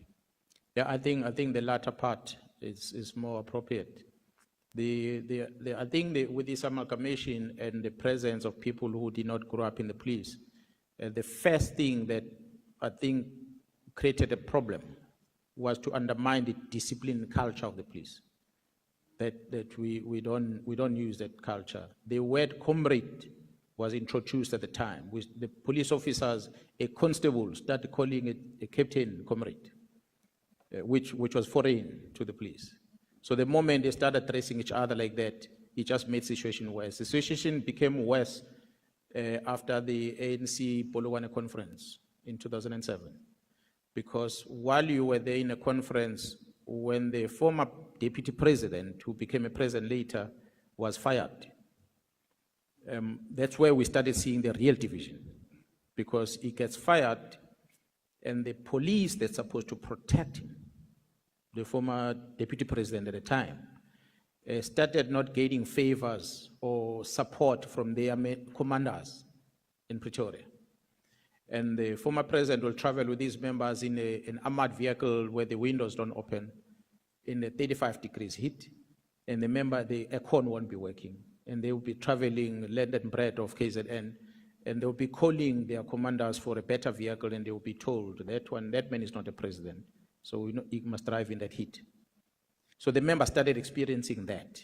So the members within that space started getting conditioned into politics themselves, because then they favor this one who's now not treated bad. Fast forward to that, we then have a conference in Polokwane, the police management goes there, but they don't go there to police the African National Congress conference. They are going there to erect their own marquee tent on the side with alcohol and everything else to celebrate the victory that was coming. And the unfortunate part happened is that the deputy president was fired, won that election in Polokwane. And the return of the leadership back to Pretoria changed everything in the police, because we started getting a recruitment to join political parties within the police premises in Pretoria, within the protection services in the main. The division of the police got affected the most is the PSS that protects the VIPs. The members were recruited to join COPE as a political party by police generals in the police premises. So that was just a beginning of the downfall of what followed thereafter. So you then start hearing senior officers in the police started calling comrades, comrade, comrade, comrade.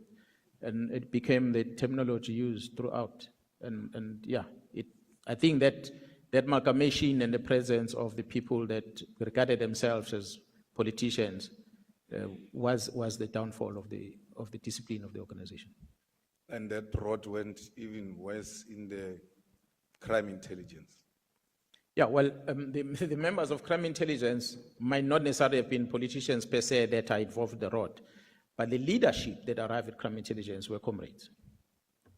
As I said earlier, you arrive in, you are an executive member, you're a senior member, you find people know the system inside who are junior, and they capture you, they manipulate you, they make you live a comfortable life, and you are happy with that, but you don't pay attention on what they are doing in the bottom. So that's exactly what happened there. Yes, the leadership might have been from the political party coming into crime intelligence, but their intention was not the bad intentions. But when they arrived, they found these resources within crime intelligence that make available to them. And they took those resources and these resources made their life comfortable. And it just became a culture, without realizing that these members that are making this life comfortable, they are actually causing more damage internal. So when these leadership are moving And anyone that comes as the leader, they want to capture the person. And this one goes, and other one comes in, they want to capture. It became a culture. And I must say, the culture that developed might not necessarily be a political culture, but the greed and members within the service, they started getting involved in business and started getting interested in money. They might not necessarily be politicians themselves. They were pure police officers. But because they knew how the system works, and they saw these sinners that don't know the system, and then they started manipulating it. So both ways, then you could blame the senior police officers, although junior, as well as those ones that came from outside the organization. But in the body of, I hear the leadership, in the body of the crime intelligence, were there no cadres who were claiming to come from Bokoto, in the ANC underground intelligence and all of that, who joined the intelligence, not as leadership, but as operatives? Yeah, there are who many. now get involved in these covert operations, but they don't have necessarily the skill or qualifications as career policemen. Sure, there's a lot of them that arrive like that. There was a lot of them. We've had a system that we're trying to work with in the police of the former non-statutory force members that needed to be rewarded in some degree within the service that were employed in. So they arrive at different levels. Some of them were constables, sergeants, and up the ranks. The others that came on a senior level, but others grew within the service. So how do you become now the acting national commissioner? I don't know whether I should thank my grandmother, wherever she is, because I was sleeping, and I was going to wake up in the next morning to travel with the National Commission of Police to visit Mpumalanga province. When I get a phone call from the General Nhlanhla, who was in charge of the presidential team, and he says to me that the minister wants to see me in the morning. I did not know the reason for that call. I then had to phone the chief of staff at the office, actually spokesperson of the Minister of Police at the time, who was a spokesperson. That general was a spokesperson of the National Commission, Gerald Cele, because he was the National Commission of the Police. I phoned her and I told her, say, we're supposed to be traveling in the morning with a police jet to Mpumalanga. I've been called by the minister, so I'm no longer traveling. I don't know what he wants. But ordinarily, because I'm from the Special Task Force at the time, and I'm in charge of the component that deals with Special Task Force and all these high-risk operations, from time to time, if the presidential team have got some risk that they've identified somewhere, they always call on us to come and provide that technical support on them. I thought maybe there's something that might be a threat, either with the president, team, or somewhere that the minister wanted to talk about. I arrive in his house and he says to me, the president wanted to see me, so I must go and meet the president. I went to the president and the president says, I've now taken a decision to appoint you as the acting national commissioner because we are suspending Gerald Cele based on that procurement of that building in Pretoria. So it came as a shock, and that was that. That's how I was appointed. Who's the president at that time? President Zuma. Who's the minister? Minister Mteto, Nathi Mteto, the late. And then how do you leave that position of acting? And ceremoniously so, because I was frustrated with the role that the minister was playing over Mkhwanazi over time. And I felt that I cannot be able to work within the political space in this fashion. If this is how the people operate, or occupying these positions supposed to interact with executive authority, I'm not willing to take instructions of this nature because they are not right. They are wrong. They are encroaching into the management responsibility of the police commission, of the national commissioner. Maybe I must talk about the experience that also I had learned prior to that. Mkhwanazi is the only general in the South African Police Service that was ever appointed by the panel of ministers in the history since we started in '95 to date. I said the Act only allows a minister to appoint a national head, nobody else.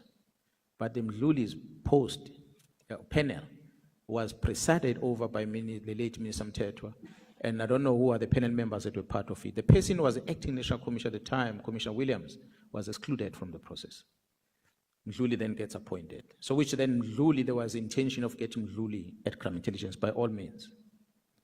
For what good reason and what experience did Nhlanhla had at the time? From my assessment, I realized there was other reasons other than his competency to do the job that made him to be rewarded by being given a crime intelligence post by the minister at the time. So fast forward to that. When there is these disciplinary steps taken against Nhlanhla, the ministers want to intervene and say, you can't do this and that. You can't discipline a man. You shouldn't do this. You shouldn't do that. The minister. So we then confirmed that he brought him into the organization because it was a reward for him to come in there. And so that conflict and having assessed these things, and I must say, Honorable Chair and members, I did not know about the Guptas before until Sheraton Hotel in Pretoria, when I was invited to meet these gentlemen by the late minister who says, do not use City Press and Sunday Times to advertise. We always advertise posts on those newspapers because they've got a big footprint in the country. We're looking for something, we advertise on those newspapers. And the minister says, don't use those papers because they are not helping, they don't want to transform and so forth. Use New Age. Yeah, well, I thought, okay, maybe we need to rotate papers, maybe New Age must have an opportunity. I didn't even know what is New Age. Then I went to the office. When I presented this into the management, they said to me, you know who owns New Age? I said, no, who owns it? They say the Guptas. I said, okay, so what is wrong? At the time, remember, I'm coming from operations side. I don't even know what this Guptas about. They said, no, these ones are implicated politically in this fashion and that fashion. Besides, they don't have the footprint equal to what the Sunday Times and City Press has. So if we advertise through them, there are a lot of people are not going to get information anyway, because they don't supply their papers across the land and breadth of the country. So that's how I got to expose. So taking those and adding them together, then I realized I'm in deep in a political space here, and I'm not comfortable with this, and I cannot take it. I'm either going to fight with the minister, which is going to end ugly. Let me tell the president that this is not what I signed for. So it's either the president allows the minister to do what he does, or he let me go and go back to the operations and chase criminals. So that's how the president decided he's going to bring someone, and then Jarpiaha came. And indeed, I went to sit at home for a year without doing anything. Now, when the minister communicates to you not to continue with cases against Nhlanhla, how does he do that? Does he write a letter? Does he call a meeting? How does he communicate that? Please stop cases against Nhlanhla. Yeah, he called me into a meeting in his residence, and it is in his residence where he was in company of the Inspector General of Intelligence, Advocate Khabde, the late, where he says to me that the advocate was telling him that I forced her, that she must recommend that Nhlanhla be charged. That's where we had a debate, because I did not force her. And I told the minister, if you want me to do what you say I must do, put it in black and white. And they did not want to put it in black and white. Instead, he instructed the Inspector General to put it in black and white so that I use Inspector General's recommendations for me not to charge Nhlanhla. That is on a disciplinary part. But on the criminal part, it was not the minister directly, but it was Advocate Mkhwanazi from the NPA. I hope the members have got Advocate Bredenbach, who's an MP here, who's a member of this committee. Perhaps she must come and sit here and talk to ad hoc committee and explain what was her role on that case, because I understand that she was the one who was holding that criminal case against Nhlanhla, where she was instructed, from what I was told, to withdraw that case from court. That had already said. So why did she then comply with that instruction? I have no clue. Now, when you communicate to the president that we're engaged in some illegal activity which I didn't sign up for, how do you communicate that to the president? Because the president would have ordinarily asked for something in a written form. What did they say to you? Or did you write to the president? How did you communicate this to the president, that there's something going on which is not up to what we are expected to do as police? It is unfortunate that I did not write to him. I went there in person. So I had a one-on-one engagement with the president about it. And You're correct, Honourable Member. Would have expected the President to conduct some investigation on this thing, but the President didn't. He simply said, okay, if you're having issues with the minister, just give me time, I'm going to appoint someone else to take over from you. And that was the end of the meeting. And that's President Zuma we're talking about. That's correct. We did not do anything about this matter when you communicated to him that we have been invited into doing wrong things. Yeah, no, they didn't do anything about it.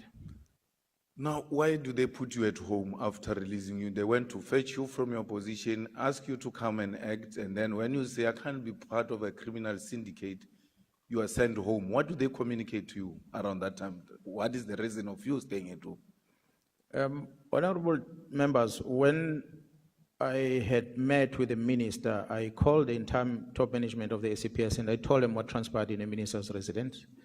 And I told them that they must prepare themselves, that they are all going to be fired and they're going to be victimized because whoever is going to come in is going to come with a mandate that perhaps will say they must get rid of everyone. Some of the senior managers took me serious, others did not take me serious. But because I was prepared for that, indeed that would happen. Maybe Gerald Pierre must come here and explain why she did not allocate me a post for that long and allow me to sit at home and draw a salary every month. She will have to come and explain that because she was the boss. She's the one who's going to have to come and explain that despite my experience, as I've displayed here, that she will choose to appoint junior people to go and act in positions that they did not have much of experience of, whereas I'm sitting at home. There was a person who was a non-trained police officer. With respect, she joined the police and she's heading our training currently. She was deployed as a head of crime intelligence at one stage by Gerald Pierre. Will I be correct that you were actually being punished for being disciplined? I believe so. I believe so, Honourable Member, because it did not only end there. It was not only about sitting at home. It was sitting at home and state security, crime intelligence, deploy counterintelligence against Mkhwanazi, against Khumalo, against Massimo. So we were not just kept at home, but we were being monitored 24/7. General, you know, you speak interestingly about 2011, especially in relation to crime intelligence. What was happening in 2011? Because some of us for sure were very young, we can't remember properly. What was happening in 2011? Because you keep on referring to 2011, and we're trying to imagine what really happened in the crime intelligence in 2011, which you see it now and gives you those flashbacks of what happened in 2011. I said, honourable members, I wouldn't want us to maybe go too deep back, but many things were pronounced, ventilated at the Zondo Commission about intelligence, things that were happening. I will invite you to go and read that report again. But at crime intelligence at the time, what was dominating the media space was the looting of the secret fund account in such a manner that it ended up getting a name of slush fund. Majority of the citizens know it as slush fund. It's not a slush fund. It's a secret service account. But because it was misused to that extent, it then became a slush fund. That's what was dominating the media space in 2011 when I came in, which was a sore point within crime intelligence. But I'll also invite you to go and check my YouTube at that time where I said, when you speak on the phone, you must first greet General Mkhwanazi before you speak to the person you're speaking about, because they were known for illegal interceptions at that time. Am I correct? Yeah, that's correct. That's correct. That's why Gerald Cele himself, as initial commissioner at that time, fell victim of the same thing. Now, you now are back, you're appointed, I know you went acting, came back, and then you appointed a provincial commissioner in KZN. How does that happen now, and what is the minister's position in relation to that? Did you object to your appointment or anything of that sort, or there was consensus that you must go to KZN? You're talking about 2021? No, when you became full-time, yeah, not acting. Look, when I approached the National Commissioner in December, there were delays. I met with the minister because he needed to be consulted. Minister Cele at that time did not want me to leave the head office. He wanted me to still remain at the head office. And he felt that maybe my expertise would be wasted if I go to the province. I'm better off to assist at the national level. But I pleaded with him that I needed a new challenge. So it took that long until March. That is when I think they started engaging with the executive in the province, where the agreement was reached, and then I was informed that I can go and start in April. So starting from December until March, it was there was a long time of discussions. At that time, the Provincial Commission had left, and there was someone acting. And so I came in to take over from someone who was already acting at the time. My aim was to be appointed before the Provincial Commission leaves, so that we can do the handing over, which is something I did when he came in 2019. When he came in, I sat with him for about a week doing handing over before I went back to Pretoria. I wanted to do the same thing when I was going in, but because of that delays, he ended up leaving without doing that handover. When is your contract coming to an end? My contract is ending at the end of March 2026. Is there any discussion about renewing a contract, or everybody just went that quiet about it? No, there's no discussion. The discussion, according to the rules, can only start 4 months before. So we're not there yet. We're not yet there. No, we're not there yet. Okay. Now, General, the political killing task team, according to your explanation, I don't know if they were calling it PKTT at the time when Mbalula was saying we need to do something with the killings of councillors and all of that in the province, and they were assembling of a team that was working on that before 2018. So before the president made that pronouncement in Maritzburg, what was that called? It was not a team, Honorable Member, because you had a prioritization of the investigation on cases that involved politicians. That's what was done. But they identified a detective per police station, per district, to take those dockets. If there's a politician killed, it must be given to the detectives. But that detective was taking those dockets on top of other dockets that the detective has. So if you have a murder of someone somewhere and so forth, we have other 10 murder dockets that you must investigate. Then we have this additional one of the politician. The prioritization of the detective to investigate will be equal amongst all these dockets that he has in front of them. And a matter of fact, you might prioritize a matter of a 80-year-old woman before you prioritize a matter of a councillor of 30 years old. So then there was no prioritization in terms of investigation by the team. But it was not, correction, not a team, but those detectives that we identified, they were scattered all over. So they were not working as a team. And the president then announces at Maritzburg in an ANC event, the councillor who was killed of the ANC, he has gone there in his capacity as a president of the ANC and makes pronouncement about government on how we are going to intervene. That's correct. And I heard you saying, wanting to differentiate between the executive authority and the politician. When does the other one take leave when the other one takes over? Because it's one person. They're interchangeable, and that's a dilemma that we face, Honorable Member. I'm glad you're asking that question, because the members are going to claim overtime for protecting the executive member, whereas the executive member is on a campaign, political campaign, and addressing his political parties and the likes, using the state vehicle, using the state petrol, and using state protection. And we have nothing else to say but to finance that, because that's what is currently the norm. Same with the president. You'll fly with the president to his private engagements, whether he goes on holiday, whether he's at a political engagement, whether he's at an official government engagement, he needs protection. He remains a president. You can't divorce it. Wherever he is, you must be there all the time. So when he then speaks, like in this case, he's dressed in the political regalia. He wears a political tie and is accompanied by his comrades, not the leadership of the the executive of the province, but the political leadership. But he pronounced things of government, of what this minister is going to do, and that minister, and that minister, and that minister. So legally, if we're to ask me whether is that right or not right, I cannot answer. Because he remains a president. Whether he's sleeping, he remains a president. Whether he's in a rally of a political party, he remains a president. We have a duty and a responsibility to protect. We have a duty and responsibility to act on what he tells us. But of course, whatever he communicates, it has to be structured in government. I think that's why after announcing it there in that political setup on the 18th, the ministers meeting on the 21st, he came to this house in Parliament to announce the establishment officially of this interministerial committee. So I think that's where it became official government thing.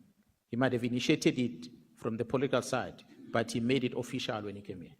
And it became a formal structure. Maybe if we continued with that pronouncement, it never came here, we will still be asking ourselves question whether was what we're doing a political decision or a government decision. But because it was confirmed in the House when the President addressed the Parliament, we take it that it was an official government position. Now, the PKTT then gets established, you are involved, Khumalo is involved, you are running the thing. You are in charge of this team. And one morning you wake up to hear that dockets are in Pretoria of something that is your baby. What happened there? Did your own team got so compromised that when they were told to bring the dockets, they could not give you a hint that someone is calling for dockets in Pretoria? Because the way you're explaining the relationship and the engagement you had with this PKTT, it's in such a way that it's so intimate that no one can just come and say to them, do this, and then they don't bounce it back with you before they act. What really happened there? Was PKTT infiltrated and compromised, and an underground operation took place and took the dockets to Pretoria without your knowledge? Honourable Member, I'll invite you, perhaps, if it does happen, that General Khumalo arrives here and appears before this ad hoc committee to be able to explain, because he's the one that gave the instruction to the members to bring the dockets to Pretoria. I said yesterday, and I'm saying again, I was not very pleased with him, because when all that happened, he had not told me about what was happening. So when I was engaging with him, as I was confronting him, he said, you know what, there's just too much politics. I've been complaining about SBIA ever since to the National Commissioner, but whatever I say doesn't matter, it seems like it. And the SBIA continue doing what it's doing. While this side is having the crime intelligence that he's trying to deal with, and he's having challenges there, and he's seeking assistance from the head office, from the national office, and he's not getting the assistance. So it's a man who started getting frustrated. And I think when this thing came to him, he just felt, maybe let me just get rid of this, because the National Commission maybe is not assisting and stopping it, let me push it aside and focus on my things. And that's why he omitted to then make me aware. He simply gave an instruction to a colonel. He said, Colonel, go and fetch the dockets, let our investigation bring them here, as per this letter. So that colonel told the ones in Durban, they said, bring these dockets, and the dockets were transported. That's how the dockets ended up in Pretoria. When I became aware is when they wanted to bring these dockets back. That's when I asked him, because when I heard about it, I wrote him a letter. I said, I'm told these dockets are in Pretoria. How did it happen? That's when they responded to say they were moved in this fashion. I understand that, General, about Khumalo, but your members, the individual members who are in the PKTT, who've got this high credibility and are executing the task expected as their commander, as someone that you work with, apart from whether Colonel called them or Khumalo, why didn't one of them communicate with you? Because this is, I'm trying to establish this effective machinery that you are saying. This is the most effective machinery we have at SAPS. Why is not the senior ranks, these investigators, these people who are dealing with the actual issues, why are they not giving you that information that General Khumalo or whoever said we must bring the dockets to Pretoria? Only to hear after. I mean, you gave a very good example that someone comes into your house, He takes your things and then he goes away with them and says, when I was at your house, I took 1, 2, 3, 4. No one can do that at my house. It will never happen. That you come into my house and take something and I don't know about it. So what really happened to these members who are so loyal and so active and so disciplined that they can't tell their commander only to be embarrassed that his dockets are in Pretoria? Yeah, honorable members, the command and control, when it's effective, such then happens. Because our structure and our working arrangement was that the members that are doing the job, they understand and they know their commanders. They don't bypass that process. The center was holding. So at the center of this operation was General Khumalo. So when I was getting briefing, Khumalo and the leaders of certain groups will come and brief me about the work they do. I will not engage with the individual member directly. So I was always engaging them in a formal structure all the time when I'm engaging with them. So the problem started in January, as I said. I also learned from Gerald Kumar that the members are not happy. So when I asked him, what do you mean the members are not happy? He said, because they were supposed to get awards during the Excellence Awards and their names have been removed. They are told they are no longer going to be recognized with anything. That's when I went to meet with the members myself. Because when he phoned me, he told me that the members are not happy. So I went to meet with them. For the first time, I had a one-on-one with them. And I asked him, they said, Gerald, we are disappointed. I still said to them, I'm going to give my allocation of one table of 10 people. Come as my guest. Come and sit there. They said, no, we appreciate Gerald, but it's better we don't come. So that was the first time where I had a one-on-one engagement where I got to feel the pain in their eyes. This is January, long before the letter is written. The dockets are taken. I started feeling the pain in their faces in January. Fast forward, the same January or February, there's this instruction of the reduction of the workforce of this team. At that time, I conclude that it is because of the budgetary constraint. That because the budget approval has been reduced, we can therefore not have this total workforce that we had. I accepted that. We are running towards the end of the financial year, reprioritization that must happen. So I did not challenge it. But then the financial year starts in April. Obviously, the budget might not be allocated almost immediately. But again, the team that is authorized to continue the work as a new submission is made in April 2024, it still speaks about the reduced number of deployments. So I concluded that it means the challenge is the budget. That's why the reduced number. So knowing the challenges we have, financial challenges we have as an organization, as a country as a whole, I couldn't challenge that much. I said, okay, well, we'll do with the less number of members maybe going forward. But when this communication of Docket has been taken up to Pretoria came, I then realized, but this problem started back then, with the letter, the members not getting rewards, and the members are starting to question themselves from January about the work they are doing, whether they are upsetting the executive and why the executive is treating them like this, up until the period when these dockets in March are taken up to Pretoria. So it's already a couple of months back, and that's why the members, I think, they became numb to complain about anything, and they didn't say anything, they just kept quiet. So when they arrive in Pretoria, these dockets, they are put under SBIA.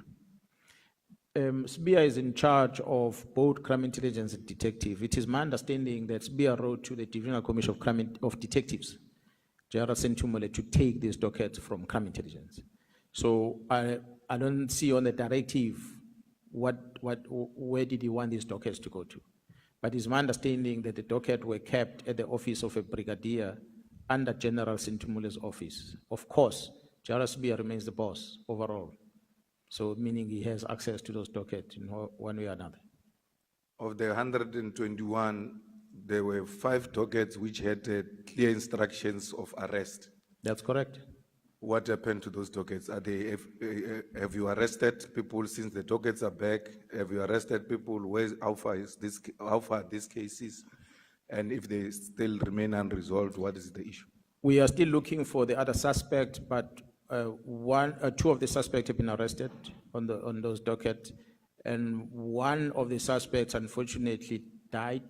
I think he was already identified, but he died, so he couldn't be charged. There's no more. But the others, we are still looking for them. General, what do you mean the minister you met at Mbangeni and the minister you met in this letter are not the same people? They're totally different people. Why? I asked myself the same question, Honorable Member, because when I approached the Chief of Staff, when I called him on the 2nd of January after learning of the letter, after seeing the letter, it was my understanding that the relationship between me and him will allow for him to secure the meeting with the minister, as he did before the minister came into the police. He was able to say, oh, you are the Provincial Commissioner, I know the minister, so that he get to know you since you are policing his environment. He doesn't live here, he works at Department of Water Affairs, so come and meet him. So we met. It was a meeting one of the elders and one of the senior government leaders in the province. It was not a problem because we just did that unofficially.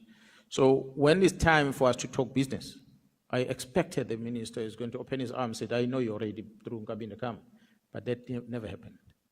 And that's where I started wondering what could be the reason behind it. But when he's in front of me, he smiles all the time. But this, what I'm asking for, is not happening. Now, if you say the minister did not write a letter, and this is not the same person I see who smiles all the time when we meet, and the one that I see in the letter, two different people, will that be an excuse that someone gave a minister a letter and the minister signed, because he doesn't dispute that is his signature? Once he signs, that is his letter.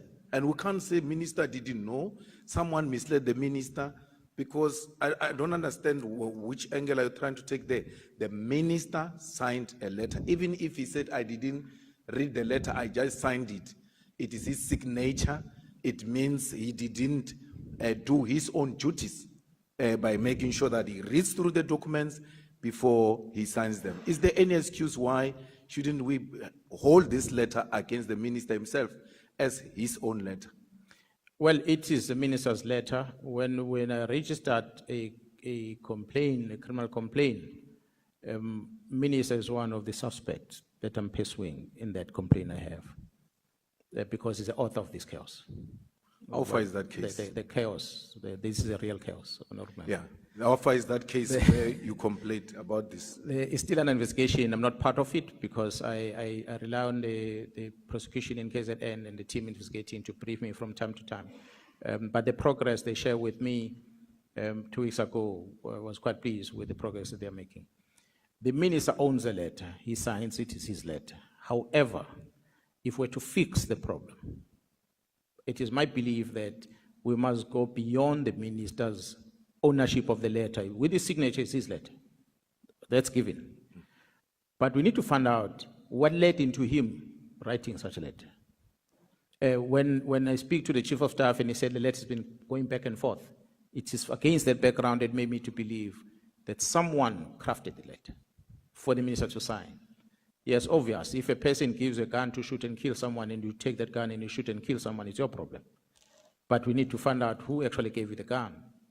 So this is basically what I'm trying to communicate, that can we not just leave it with the minister? Let's go beyond, because we're going to miss problems that exist in the organization if we only deal with the outcome. Let's try and fix the real problem.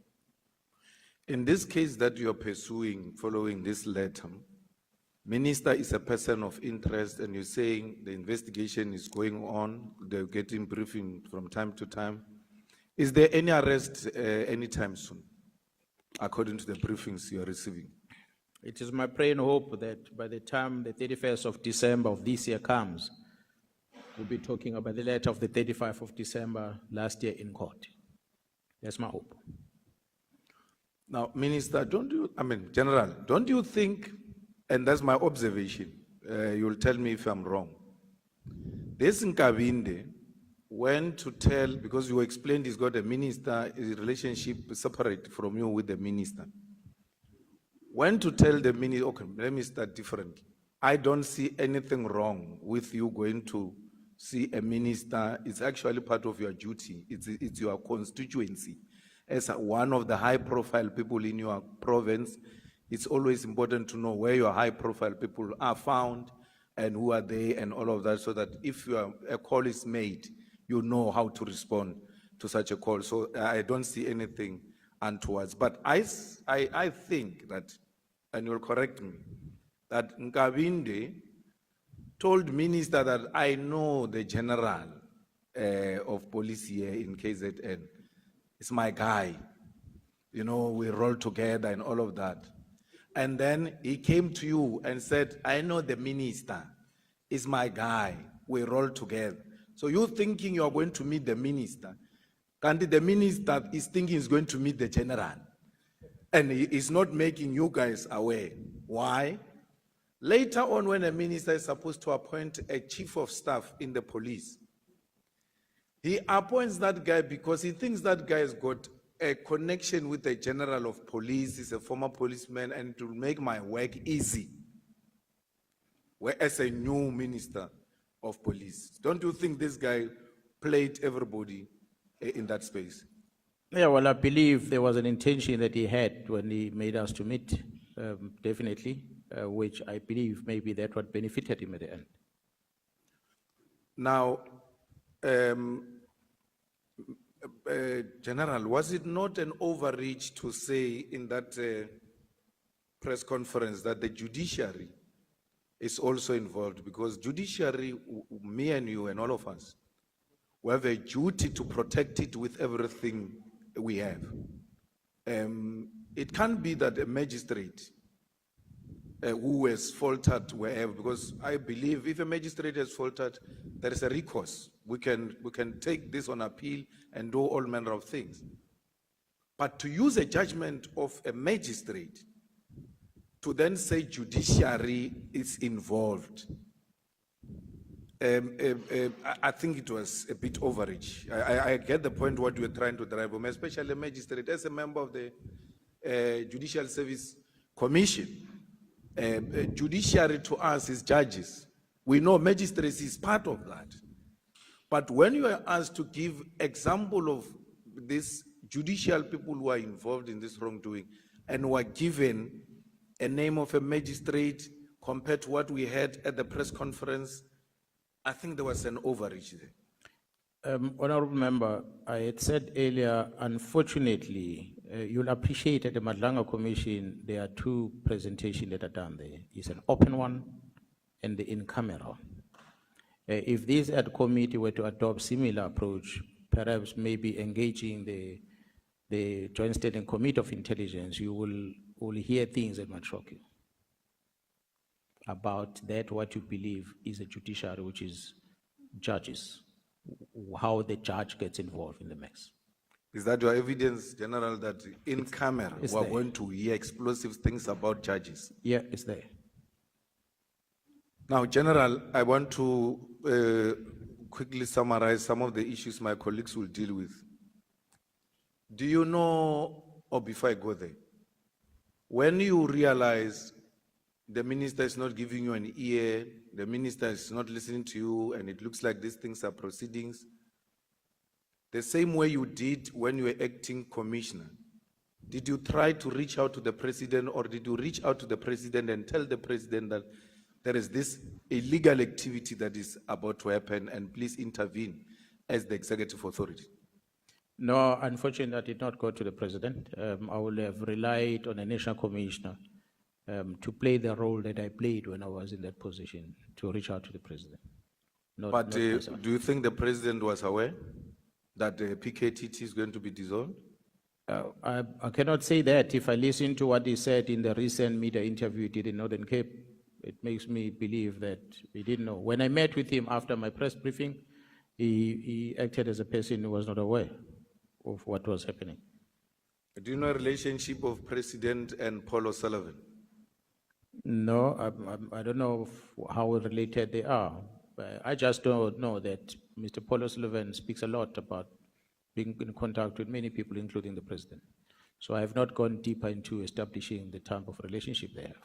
Does he have do you know of any relationship between him and one of the president's advisors? Mr. Paul O'Sullivan? No, not that I know of. I know that there's a lot of talks about engagement, I think with Mr. Chauke and amongst others. But again, it's something that it's communicated out there, but I never really got deeper to investigate the type of relationship that is there. Through our own intelligence, were you able to establish that Paul O'Sullivan is a member or a former member of M16? Well, I have not necessarily got the briefing in details from intelligence in that regard. I've heard the talks about it. I don't have the full briefing. What is of interesting is that he's got citizenship in 3 countries, and that makes me wonder.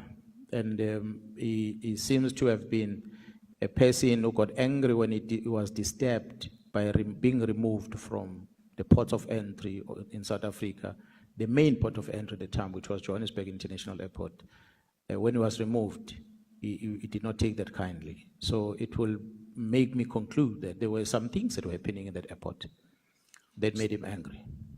So we'll be correct to say Mr. Paul O'Sullivan is one of the rogue elements that are destabilizing SAPS and wanting to capture every senior police officer at SAPS, and if you don't cooperate, he start engaging in blackmailing activities. With no doubt, I'm going to invite the Parliament through the structures of intelligence or structures of security and whoever structures you can come up with, to look at the time of Mr. Robert McBride Turner as the head of IPT. How they were interacting with Paul O'Sullivan. Bank movements, money movements, the meeting venues, the cell phone locations where they meet, how they engage in terms of investigation. I'm saying this to the members because it is that which Mr. Nkabinde told me, who is now a chief of staff in the office of the minister, that operations of IPT were planned, coordinated, and executed at Paul O'Sullivan's house. That was his words to me. So I'm going to request that such be investigated in details, because the phone will put McBride in this place, will put Paul O'Sullivan in this place, will put Nkabinde in this place, and others. And when that investigation is conducted, nobody can deny it, because we'll know exactly that all of them have been operating, guided by Paul O'Sullivan. And that is on one side. And I'm interested to know, honorable members, as to who is the author of the report that was produced when the city of Johannesburg, as well as the National Commissioner, wrote to the State Security asking them about the legality or otherwise of the gadget that were bought by the city of Johannesburg at the time when Jairus Bia was in charge of the security in that place. And who is the company that supplied that gadget? And how was that gadget sourced from the country in Europe where it comes from, in the UK? And I want to also recommend an investigation against the purchase of the similar gadget that was bought by DPCI back in 2010, where Jairus Bia was working at DPCI at the time. Whether such was bought legally, who are the supplier, and who's the manufacturer of the things.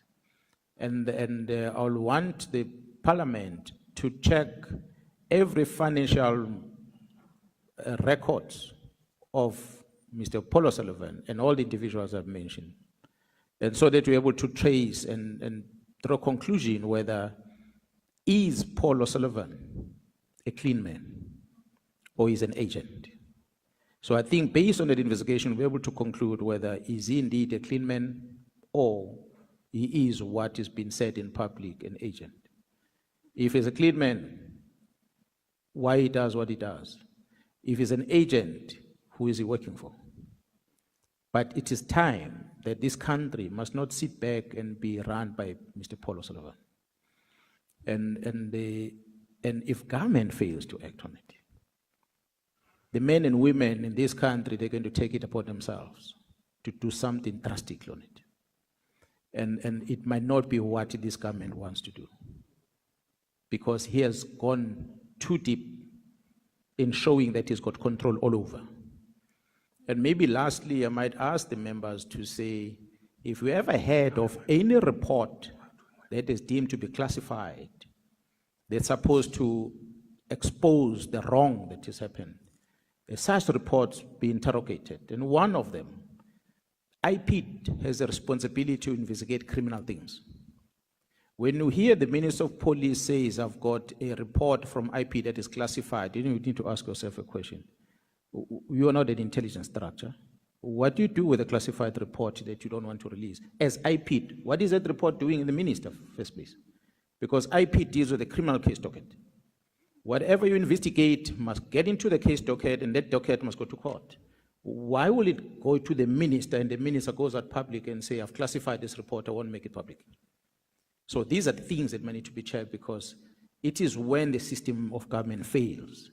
And you have worked hard to create a legislation to try and protect yourselves, the citizen of the Republic, but if it's manipulated in that fashion, that the minister can just decide, I'm classifying this, I'm not releasing it in public, perhaps you need to ask, do your minister that classifies a document, do you have a security clearance yourself? So how do you classify something if you yourself are not vetted? You don't have a security clearance. So what gives you basis to classify something? So those are the typical examples that I'm talking about that might need to be checked. The problem in the law enforcement is so serious in this country that's why I'm saying, if these things are going to be centralized in a national commission, then it might not be fixed. There's too many problems that exist. And if we start looking at how can we decentralize some of the things, we lessen the risk against this country. And it's a serious risk, honorable members. So that's why I'm going to end on that response. Well, General, I don't understand why would a bully like Paul O'Sullivan, who is a person of interest because he's suspected to have brought some certain gadgets in the country, is now involved in the destabilization of the security cluster, is so deeply involved. Why is the National Commissioner, or including yourself, not opening a case on crimes against the state? Because when you are engaged in the destabilization of the security cluster, you are a national security threat. And therefore, a case should be registered against you, and he must be investigated and be arrested, because he has been going on for a very long time. He has become untouchable, he has become a bully, and it looks like everybody is so helpless around him. What makes it like that? Why are we not opening a case at that level as police, if we have this kind of information to verify the authenticity of the things we hear, so we legitimately investigate him, especially on crimes against the state? Yeah, well, I think majority of the things that are happening that Paul O'Sullivan is doing at the head office, and the authorized people that are closer, that are affected, that should be assisting us in such investigation, that should be acting on it. Myself, I have not necessarily pursued anything because I never really had much details of what. I will hear him talk about things. What triggered me, first time that drew my attention to him, when he published through the media, he published the photos of Gerald Patlane, who was the acting national commissioner. When he published the photos of Gerald Patlane's house when it was still under construction. And then I started asking myself a question of, this house was finished about a year ago. How did he get hold of these photos? That was very interesting to me, that it's not like we're investigating now, and you go to the place, there's construction, you take photos. But he shows a building, a structure that was under construction a year or two ago. And he started with a complaint later, and he says, this man was building a house of this amount, and this is how he was paying for the house, and so forth. If the Paul O'Sullivan is going to come and say the National Commissioner, and I said to the National Commissioner this, we need to open a case against this. If Paul O'Sullivan is going to say the National Commissioner owns a property here and here and here and here and here, how does he afford all these properties? How did he get the information?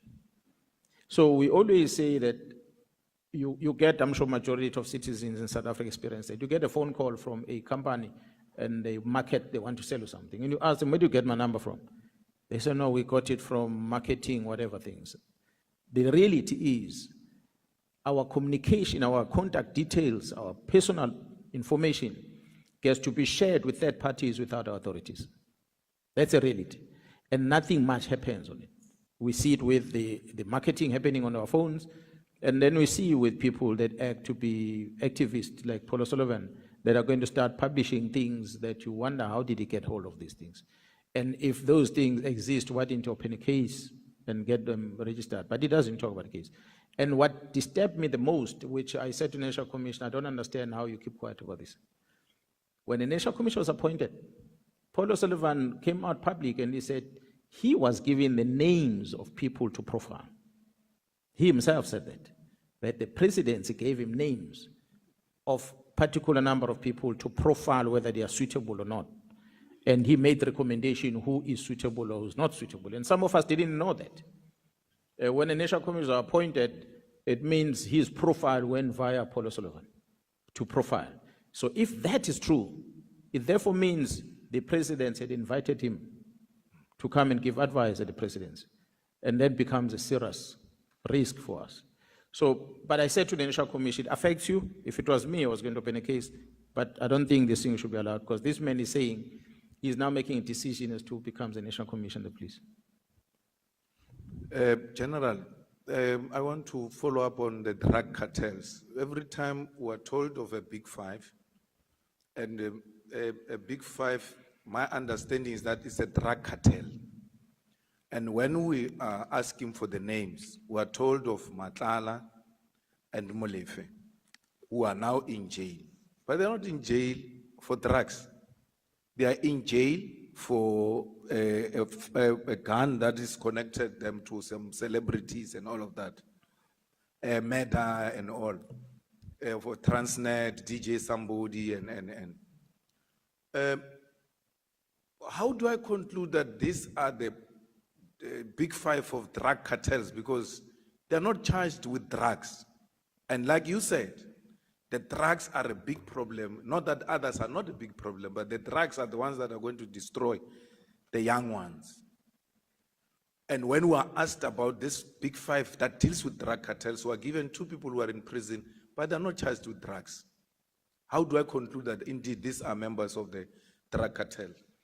Honourable Member, the details can be presented by the team as a covert operation. They have the details about it that I might not be able to talk to it. However, a strategy of arrest, of an investigation of a case, you might arrest a person, although in this case you are labeling them as part of Big Five, and the Big Five is involved in this drug syndicate. We might not arrest them for the drug specific, but the bigger investigation that talks about drugs is there. But the charges that we are putting against them are something else. It's a strategy we employ in the police to keep people behind bars until we are ready with a bigger case and we throw it in. A typical example is the same strategy we employed in KZN when we were dealing with the AKA case. And we arrested a whole lot of them for other cases, just to keep them in custody until we were ready with the main case when it was matured and we could identify all of them. And then we started charging all of them for the murder of our celebrities. Otherwise, they were already in custody. So similar strategy we are doing on these ones. We are taking them for other cases. We are adding any other case, because they've got many cases. Safe to say, with respect to the case of the death of that employee at Vereeniging, Mr. Swart, it had nothing to do with drugs. It was tender issues there that involves Mr. Molefe. But the murders of these DJs is drug related. When the picture you're going to see when the matters gets to court is that this one thought he's clever by stealing this one's drugs and he starts selling them, and this one then killed him. So not to say the victim is a clean man on drugs. He died because of something that he did wrong to this one. So we have a consignment of over 200 million rand, for instance, if I use that as an example. The police in the organization is there to identify exhibit, you book it in the SCP-13 register in the police station, you leave it there. If it's such big thing that you transfer it to another safer storage place, which in this case will be a forensic lab if it's drugs. But it so happened that in KwaZulu-Natal at one stage, There was a consignment found in Durban, and our laboratory in Durban is at Manzimtoti, which is about 10, 15 kilometers away from Durban. And it did not have a facility to keep such consignment of drugs. And the next place where we take these drugs to is Pretoria, where we keep these drugs in the bigger storages. But it so happened that case that the drugs were entered into the SAP-13 registers of a police station, booked out the same time, and transported south of KZN to Port Shepstone, and locked into the offices of the PCI that had no one guarding it. And during so-called alleged load shedding at night, there was a break-in in a big storage facility. A break-in inside that facility, there were bags of drugs, and there were also other drugs that were not associated with the ones that came, the consignment that came in, and there were firearms, illegal firearms that were also stored in there. But when the break-in happened, the only thing that was stolen was this specific consignment of 200 million rand of drugs, and nothing else. You arrive at the crime scene, you will expect the crime scene is being cleaned, everything is stolen. But you arrive there, you find an AK-47 standing there, then you say, but why didn't they steal this AK-47? Then you realize the mission was not the AK-47. The mission was drugs. So they came to collect what is theirs, and they took it away. They left everything else untouched. And that made us conclude that it was a plan break-in. Because the question we are asking TPCI, why did you allow these drugs to come to your offices? And there's no one guarding. And you have load shedding, and this thing happened during load shedding. So we believe, the information tells us that those drugs taken there ended up in Johannesburg, are part of the drugs that caused about majority of the murders that happened in Johannesburg. Because people took it and they started stealing, and they did not deliver them where they were supposed to deliver them. And that's what caused the unhappiness from some of the people. So yes, we're not talking about the drugs on the arrest of Mlife, but drugs is part of the problem that leads into the murder. The charge is a murder, but the reason is the drug that comes as a result. So there are many others. The ones that we are not mentioning is because we have not charged them with anything. That's why we're not comfortable to even mention them. But they are there. Second last, General, MPs involved with these drugs cartels and criminal syndicates, because we are MPs sitting here, and when we are told MPs are involved with drug cartels and criminal syndicates, we start asking ourselves, who are those? And that's what the public is asking itself. And, you know, General, apart from the registering a criminal case, as an MP, if I'm engaged in unethical conduct, there is a committee called Ethics Committee where I can be reported. I don't have to be investigated through intelligence or anything of that sort. Why has there not been an effort from your side or from anyone who's involved, who knows these MPs who are involved in drug cartels, criminal syndicates, report them to the Ethics Committee, including the judges, because I get worried when judges are subjected to covert operations. It's a threat to our democracy. Any judge that gets involved in wrongdoing must be reported to Judicial Conduct Committee and will deal with that matter at that level. Not to be told that there's a judge who's going to come before me in the... I'm very sensitive around judges because once they are threatened, me and you are no longer safe, because that is the last arbiter. They are the ones who must safeguard us. So why are these people not MPs with drug syndicates, judges with drug syndicates, criminal syndicates, MPs Ethics Committee, judges JCC? Why are they not reported there, and we left them in the hands of the covert operations and not anything above? Yeah, well, majority of these things happening in Gauteng, Honorable Member, and the team investigating in Gauteng has not necessarily involved me. I got to share information, I get to know information because they are briefing me. And what I said earlier, what drew me into this mess was the closure of the PKTT, which was a KZN. Had they left it alone, I wouldn't be sitting here today, because I would not have been privy to what's happening there. I became aware because they were updating me, because they had my members there, and suddenly there's a closure of the team, and then I get to ask questions. That's how I start slowly. Although they are feeding me with information, but it remains a counterintelligence information, so they're not giving me the full picture. There are drips and traps, and I'm also not asking questions. I ask where there's a need, and they give me what I need to know. So how are they handling it going forward within that investigation? I said earlier, it's an investigation that is not only handled at crime intelligence alone, but is within the intelligence structure. That's how elevated it is. So how are they going to handle it further? I trust that they will follow those channels so that they can be able to deal with it. There are instances that the PKTT have registered complaints against presiding officers in KZN as based on their conduct that we have done. So when we talk about, yes, we use the name Judiciary because we wanted to indicate the seriousness of what is happening. I said, unfortunately, some of the information that is at hand, it's a covered information, recordings that are there that I might not be in a liberty to just communicate. I listened to them.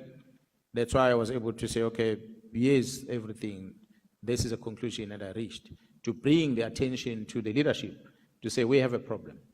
The MPs that might be implicated, and I must say up front, as I said about the minister, I'm not in a business to protect people, but I must also acknowledge that majority of the people that end up being implicated, I spoke about the letter of Minister Mkhwanazi of December, the majority of the people that get implicated on things, they arrive there by default. They're not aware that they are getting there. So if you're going to be a political party or an MP and you get a financial support from somewhere, and the person who's giving you this financial support is not disclosing the intentions, you're going to get hooked. By the time you open your eyes, you are right in the web. You can't escape it. So sometimes it comes in that fashion without you paying attention. You will invite, you stand outside your house, you call an Uber car, and the Uber come and pick you up. You have no clue who the driver is. He arrives there and he loads you in the car. You have no clue what's in the boot of the car. There could be a dead man inside, or there could be arsenal of firearms, there could be drugs in there. But when the police stops in the roadblock, who do they arrest? The driver, including you. Because we are found in this consignment of drugs and the dead body. So by default, you become, we can say we are a victim, but we are a participant to a crime. But you're not aware that you're a participant into a crime. So there are many MPs that might fall victim in that fashion. But there are some of them, few, that deliberately are part of the problem, and knowingly so. So we are dealing with those as part of the investigation that we are doing. So it's not that, if we're to use percentage-wise, I cannot say that all the MPs are in the wrong, but definitely I think Parliament took a right decision by demanding to know who's financing political parties. But what maybe is missing is to know who's financing an individual MP. Because the MPs within the same political have got ambitions. They fund their own resources to do political campaigns so that they get into leadership positions in the political party. How they go about getting this money can be part of these criminal activities that we are talking about today. And they might not even be aware themselves because someone is helping them to elevate them to a position. So the party discloses, but the individual doesn't, because it's not everything that they disclose. So it's some of those things that might need to be looked at going forward. Thank you, ma'am. General, thank you very much. I just want to, in a respectful way, disagree with you on the decentralization of police, and especially the examples you are giving.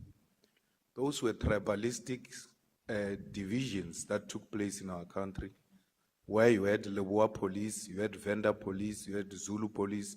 It can't be that we decentralize the police and we go back to the ethical divisions of this country. We are a unitary state, and therefore we seek to unite and become one thing irrespective of ethnicity or the color of your skin. What you are suggesting may even play in the hands of racists who are now calling for independence of certain provinces away from our own country. And we think that perhaps you need to re-look into it. I agree there shouldn't be one individual with so much power. But how do we democratize it without decentralizing it? I think that's a debate we can have even beyond these walls of Parliament. Thanks, General.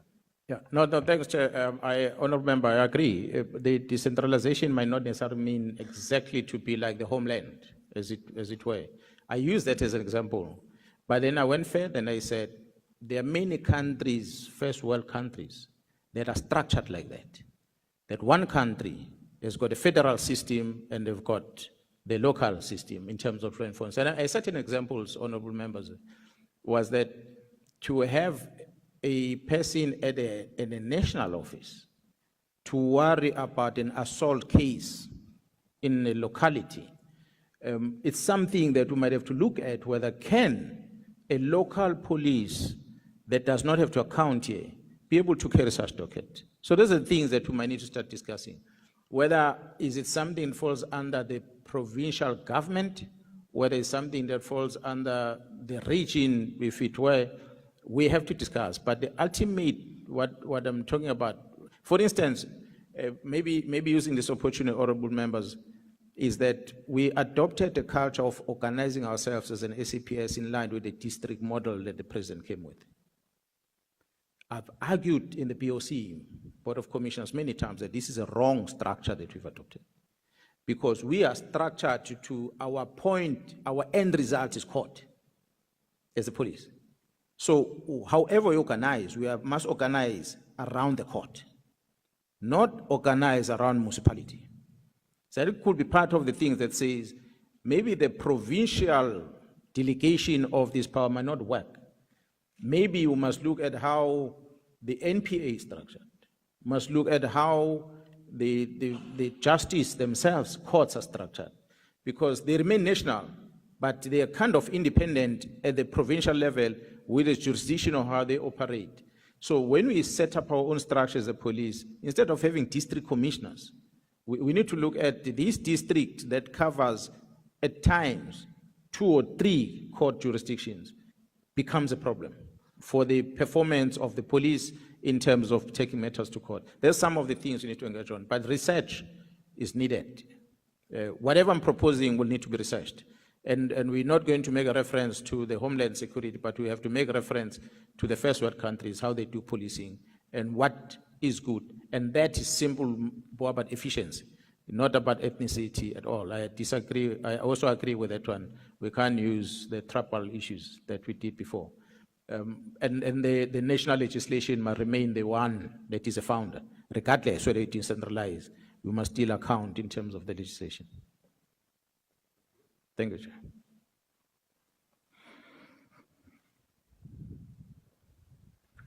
Thank you, Chair. Mine is going to be very short. Good afternoon, General. Just on 2 things. We spoke about the whole thing, the reason why we're here is because of political parties and the political party, or the political killings task force. You haven't told us which is the dominant party that has the most killings, or that has, obviously people have been convicted, etc. We've got 18 represented parties here in Parliament. In KZN. Which party have? The PKTT operates in KZN. And the biggest party that has been affected by this is the African National Congress. Okay. And I think that's where this whole investigation started.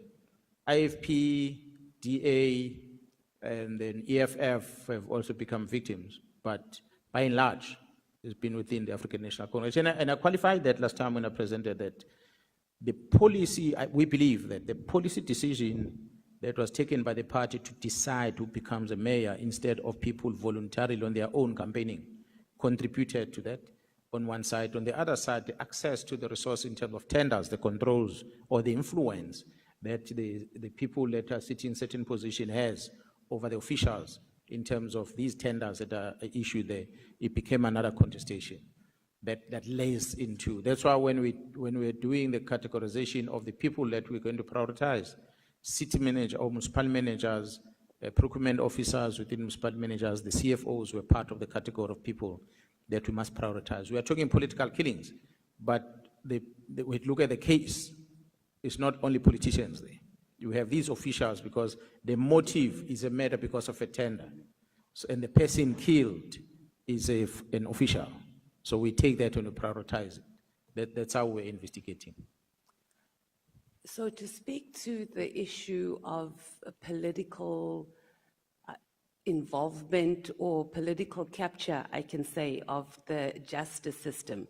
And we're probably pushing it here a little bit, but I'm just going to... President Ramaphosa, you said in 2018, made the decision at an ANC meeting that we are going to establish the Political Killings Task Force. And I'm asking this question not to, and it mustn't be misinterpreted of the capacity and the job that the task force has done, but that this task force was used to deal with organizational matters, to deal with organizational ill discipline. So state resources were used by the ANC to be able to deal with their party leadership battles. How would you respond to that? Yeah, that's why I said, had the president ended with that outside that house address on the 18th, and there was never any other address in government, after that, I would have agreed with you saying that it's been a political thing from the beginning to end. It might have started political. Government that leads society today in this administration are the political parties that came with the manifestos and they told South Africans, this is what they're going to do for you and the likes. And the political decisions and the proposals sold to the society leads into elections, which leads into the formation of government. So when the government execute their work, they execute exactly which they promised as a political party when they were campaigning. And that's what ends up into a policy of government going forward. So if the president then addresses people and make pronouncement as a politician, he comes back into the house and he officiate that as a government position, then we cannot say it's a political decision, it's a government decision.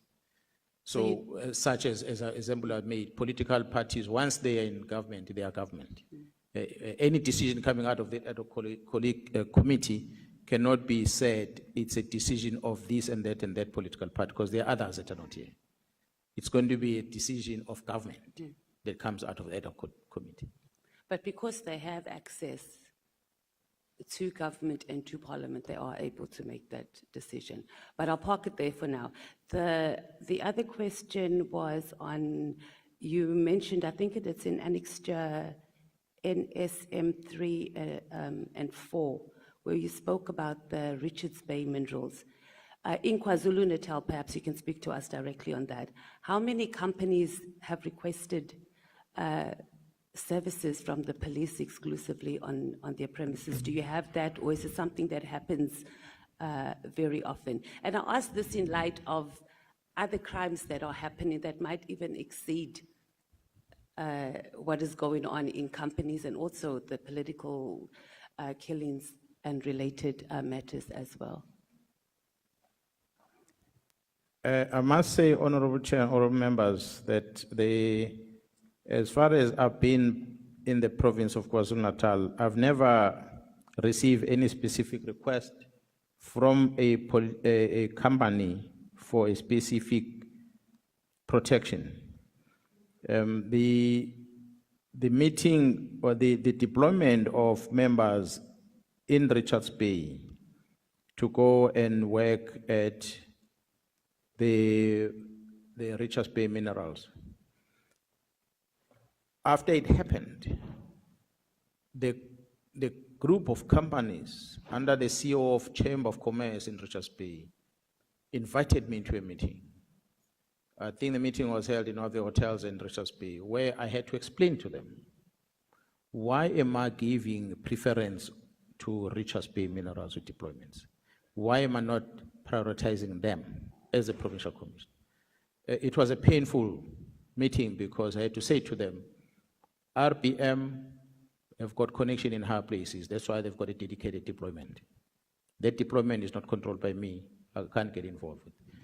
As a provincial commissioner, this is what I can do to offer the service, and these are limitations that I have. If they can help me to meet me halfway, I'll work on it. And then we agreed that, okay, we're going to help each other going forward. But the issue of RPM had to be addressed with the minister. That's why then there was an invitation for the minister to come in so they can talk about that issue. But it was a first for me to experience such, and specifically members deployed to go and work for the company. Other than that, it was just an incident that was not much of, because we did not necessarily spend much resources. But you'll recall when we had the looting during 2021 unrest, the interest that was expressed by majority of the ministers surrounding the safety of South African brewery. Only that company was of an interest to many ministers, and the rest of the companies have been looted at the time. There was no calls to me about them. So that was the only one that had happened about South African breweries during the riot, and then after that was the Richards Bay minerals. But the Richards Bay had a total deployment. I understand that they wanted to come and explain themselves how it came about, but the police management has got records, money spent and resources deployed for that. And according to you, General, do you know who's the contacts they have in high places that did the deployment to Richards Bay minerals? I do not know. The answer when I queried my boss, the answer was that the presidency. Now, presidency constitutes many people. There is a president, deputy president, ministers, DGs, DDGs, many senior people, advisors that are influential in that office. So I don't know exactly who in the presidency has spoken to the National Commission about that deployment, but that's what I was told. It's the presidency. So it's something that just troubled me. But what made it worse, I think, honorable chair members, the CEO of that place stays here in Cape Town. He runs that business from here. I had invited him into my meeting. He met with me once before that incident. So I thought we build a good relationship with him, that if he has issues, then we can talk about. And I deployed out of my own those few members that were to assist with the investigation without being asked by anyone. A year later, when there was no success, I pulled him back. Instead of him coming back to me and say, Mkhwanazi, you gave me something that was helping me, can you keep it on? Maybe we're going to discuss, because they were not there for Richards Bay. They were there to investigate cases.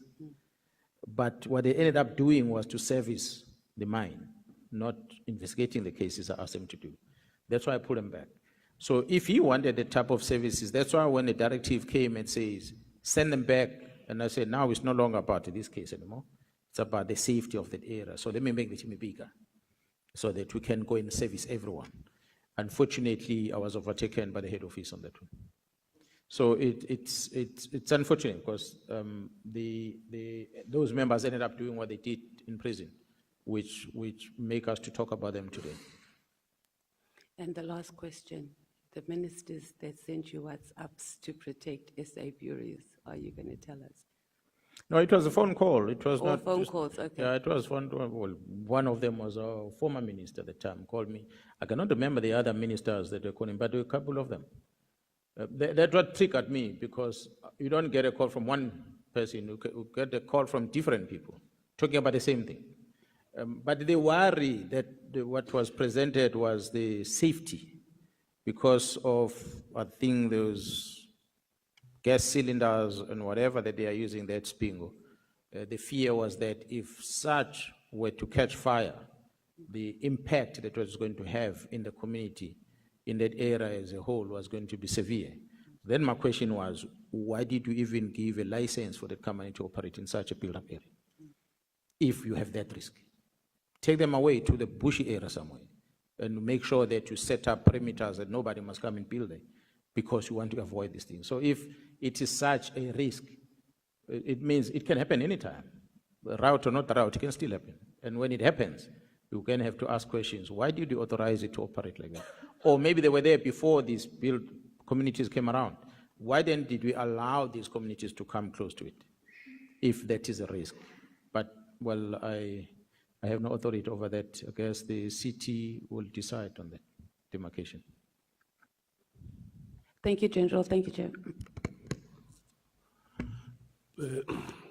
Thank you so much, honorable members. We have come to the end of the afternoon session. So we We are going to break and then come back for the tea session. And then break again, and then come back for the session before stamps. So I'm going to request, okay, let me do this first. It's now 25 minutes to 5.